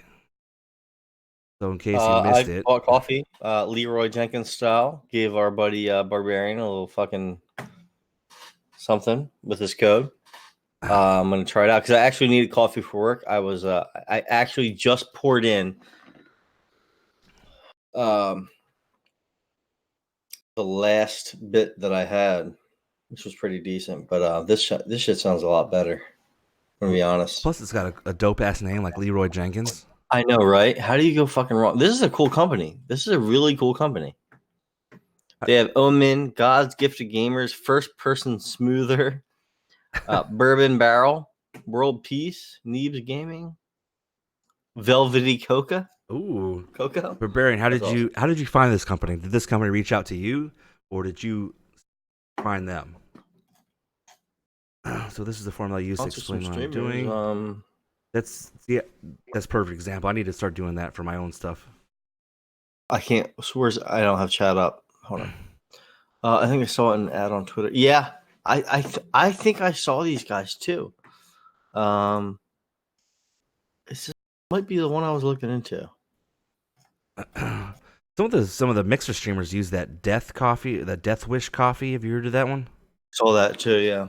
So, but this is more up my alley because it's I don't want to say mid-level, but it's they don't give a shit. They care about all streamers, not just partnered.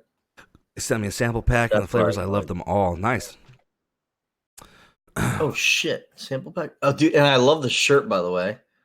That's dope. Good in a Mr. Coffee and a French press. That's some high quality shit right there with a French press, bro. Who? I got a fucking monster machine at work that my old GM left over. I fucking just cleaned it out and it's mine now. Who didn't think we brought some class to this show with the French press? We're always class. We're high class here. I'm a savage, not civilized. There's a difference between savage and uncivilized. That's true. I usually just make the coffee here in my. We used to do the stupid pods, right? I can't think of that. Can't think of the name of that. The K cups. The K cups, and those fucking things are expensive as fuck. Well, you gotta. I found like a bunch. So I have the Nespresso or whatever. I do like the espresso thing. This guy's a gangster right here, Nespresso with George Clooney Andy You Garcia. can no, you can find them for like I found them for like 32 cents a pod, pretty much like on Amazon. You can find them. You gotta search. Which, if you're a Twitch affiliate, you're automatically an Amazon affiliate. Did you know that? I'm going around. There's a new guy in here, Kulamopo 382. I'm going around Twitch asking what their favorite movie is under the titles Wall-E or Ratatouille. I'm gonna say. Wait. What is it? So we can't again. give you. I'm going around Twitch asking what their favorite movie is under the titles. Under the titles, Wall-E or Ratatouille. Gotta go Wall-E. I'm gonna go Wall-E too. I never saw Ratatouille. I don't want no damn mouse. Or do you want our food. like favorite movie? Like Fat Boy Yee, what's up, brother? What's going on, man? How are you doing, brother? Welcome to the show. Hanging out with Little Feenan, doing a little just chatting section here. The Smokers Lounge episode 2 is in full effect. We are now 2 hours and 42 minutes into the game here. I just bought some fucking dope ass coffee. We got some dope ass coffee going. For me, it's going to be The Lion King, and I cannot wait to see that next weekend.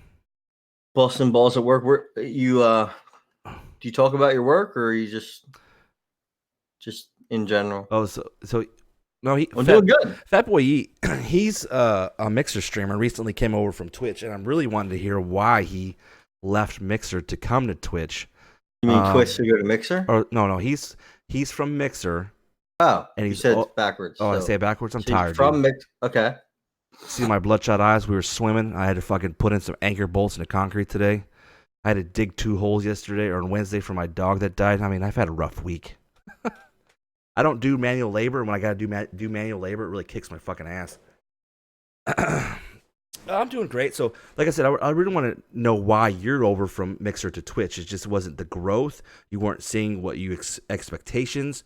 Like, is it just you're tired of Mixer and just wanted to come over? Or I've got my story. John's got his story. But, like, I want to hear, like, a real Mixer streamer why he came over to Twitch here. If you got the time. If you're working, it's all good, dude. I understand. Let's see if he answers. He may have already gone. He's working, dude. He's a I think he's a mechanic on big rigs. Oh yeah, so he's probably hemmed up. So that's awesome though. He works nights though. I just gave him a follow, so that's all good. Yeah, he's a good dude, man. He I remember him from Mixer. Yeah. We got together and did some things. You know, we were Beards United. You know what I mean? Mara was in there too. Mara was a good follower from him too as well. It seems like a lot of those, if you really pay attention, a lot of Mixer streamers now are coming back over to Twitch. Well, they kind of flip flop, but yeah.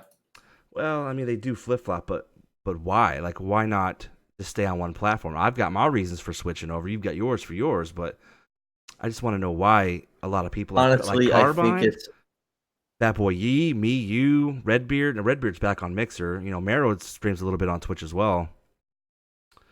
So, what say you? Yeah. I had to get the fuck out of Dodge. That's just me. I couldn't stream on Mixer. It became a nonstop asking for shit type deal every time I went live, and I can't do it anymore. So I switched back, but that's a whole another story. You know, I'm about to be full time. Oh, thank God. That is cool. Oh my God, that's awesome, dude. There's only a few people I go back to Mixer for, and you're fucking one of them. And I'm waiting for you to jump ship. I don't really go back to Mixer very often. I mean, Lost Soul Brand is the only one I watch on Mixer now, and he's the only one I give my sparks to. Barbarian, we were talking about that last stream, last episode, and I compared it to, and I probably get shit for this, but Bob Ross at the time we were streaming had more streamers. Bob Ross is like the old painter. He used to have a show on like PBS. He had more viewers than the top Mixer streamer at the time. Yep. Thousands. Oh, here he is. Honestly, the partnering is a lot easier on here. Also, the crowd is growing a lot more on Twitch, and I personally like the Twitch platform better. Yes, Mixer is honestly more console friendly for streaming, but Twitch has a lot more offer third party streaming and upcoming streamers. That's a good answer. Bob Ross's life. Oh my god, look at that. Bob Ross's life. That's true. Every time that Yes. I don't 100%. when people ask, about the stream game, they always go to what's your Twitch name? They never say, "Hey, are you on Mixer?" No, they never say that. Twitch is a juggernaut when it comes to this stuff. I'm an artist, of course. I love Bob Ross. He used to sub to the channel. I used to have sub to the channel. Fools get subs to the channel. That's awesome, dude. Isn't it so soothing to watch? And then at the very end, he starts fucking up the painting, and you're like, "Hey man, stop giving it highlights. You're fine. Leave it alone." That's funny shit. I wonder where that money goes to. He's got to have a lot of subs. I don't know if it goes 2,500 people watching him, and maybe more the other day. Oh, it's so funny. Wow. Oh, it's the best. I've been in there a few times. It is so entertaining to be in that chat. You should do a subscriber-only chat. How can you compare the two? That's what I was trying to say the other day. It's Yep. There's Twitch, and then Mixer was created for console and for certain things, and they have that offering, right? So it's there for a reason. Everybody has a reason to be there, but to compare the two is what are we talking about? Bob Ross has more viewers than the top streamer on Mixer. Bob Ross. It's a fucking rerun, right? Yep. I mean, It goes it's to the not chair even close. that organizes reruns. Okay, that's cool. I love that. That's awesome. Yeah. Bob currently has 2,400 people in there right now. Even 2,442. better that it's a charity. That's cool, too. That's amazing. Fatboy, you said also paint cars for Toyota. Every Camry and Avalon you see on the road, I've painted. Now let me ask you this: what paint do you use for that? Hopefully you say the right word and it's 3 letters PPG. Probably not. I'm hoping he says PPG in this instance right now, because that's who I work for. And where is it? If you're in Florida, it's a lucrative business. Picking up. Yep. That's cool. But, dude, Bob Ross is killing it, man. I want to get to that somehow. Nope, we use electrode water-based paint. Oh, man. PPG. Sounds legit. That sounds legit, yeah. Yeah, you throw the word electrode around, you got shit going on. Yep, you do have shit going on. So, what do you want to do? Me? Oh, I'm fucking 3 sheets of the wind. Oh, yeah, that's the way I like it. Nope. So, well, I mean, we've covered everything we wanted to cover tonight. So, same colors are also used, mica, which is a pluralistic colors. Yeah. Dude sounds legit, doesn't he? Dude, that dude knows what he's doing. Like I said, is he in Florida? Because I'm telling you, he's a millionaire if he is. So, all right. Well, I think we're gonna end it here. That's a good 3 hours, 2 hours and 49 minutes. I gotta get up in 6 hours for work. Get up maybe 6 hours for work. 1, 2. Been here. He's been there 6 years. Dude, that's a pretty good job. Been there 6 years. Oh yeah. So, all right, we're gonna sign off now. I appreciate Feenan for being in here. TML, Mero. I got fucking coffee out of the deal. That's all I give a shit about. And Mero. Barbarian Mero. We're gonna try to do this every Friday. And I got to add guys, if you don't mind us saying, this is networking 101, basically. Yeah, this is Network 101. I'm gaining friends. I love you guys. Sorry, I was talking over you. You cut out. My bad. Fat Boy is in Kentucky. Okay, cool. So this was epic. It's not that far. Barbarian, we're very professional but unprofessional at the same time. We talk really real here. We call people out. I mean, it might catch heat. It might not. Who gives a shit? I don't care. So that's kind of the overview. What could somebody say? Really, honestly. This kind of overview of what we do is I want to be very real in what we talk about. No subjects that we don't cover is awful. Matter of fact, anybody that we've called out, please come on the show and then we can debate them. You know what I mean? So, all right, guys. Feenan will be on when? Tomorrow night? Yeah, I will be on tomorrow night. I will not be on tomorrow night. I got a little personal family thing we got to do, but Sunday probably I'll be on. I don't know what we're going to be doing. We're going to probably playing some I think we're playing some GTA 5 and getting some gangster shit in there. Oh, sweet. Yeah, Barbarian, I'm on it. Show. So, Barbarian, thanks for coming through, man. I appreciate you being here, keeping the You're chat awesome. going. Thank you so much. So much for hanging tomorrow out. night, golf and Overwatch, probably. Golf and Or golf. I still golf haven't. Actually, I got like 4 follows tonight. I couldn't believe it. I still haven't bought in that game. I don't know. After I took the Xbox, the daughter wants it back now for some reason. Very so soothing. I'm down for. Mero, I joined your crew. I joined your stuff so we can go do. Oh, you guys got a crew going on? Yeah, there, dude. Fuckers. We're gonna get some dirty shit going on tomorrow. We're gonna be some gangsters. We're gonna be killing people. We're gonna rob. Role play stuff? No, it's actually on PS4, the greatest console ever made. Prepare yourself. What? What was it? So, all right, boys. Appreciate everyone being here. Bean will be back on tomorrow night. Drop him a follow. Appreciate it. Honestly, thank you so much for no problem. This, by the way. Well, I personally wish they would make servers cross-platform. I wish they brought especially for that game. We'll play to the console. That'd be cool too to get in there and just be gangster. But I think I've got like $1.5 million just to be gangster with in GTA. So we're gonna rob a few. I bought some guns. I bought some grenades. We're gonna blow some shit up. So, all right, boys. Thanks for everything. Appreciate you being here. Being always a pleasure. I'll see you guys later. Thanks, guys. Love you guys. Amazing.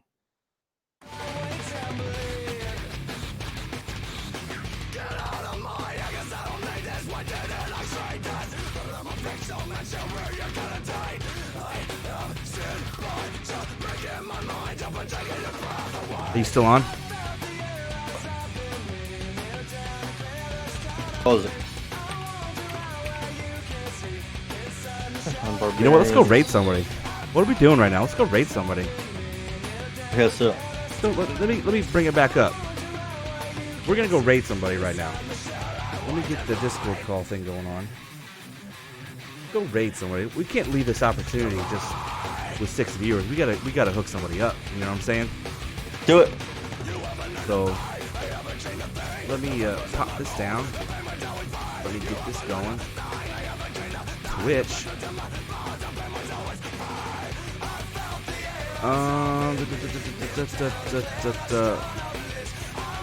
Let's go hit up. Oh, Meryl's on playing Battlefield 5. Where? That's what he's on. Battlefield 5. We're gonna hook up Meryl right now. Where, on Mixer? No, on Twitch. No, right now. Where, on Mixer? No, he's on Twitch. On Twitch. Okay. Oh, he's actually hosting me. Says he's playing Battlefield 5. No, it can't be. Yeah, he's hosting you. Oh, Crank's on. Let's go raid him, dude. No, he's not. Yeah, he is right now. Let's go raid him, dude. Good idea. All right, what am I doing here? Let's get this shit going. I mean, they're like swimwear, baby. Let's get in there.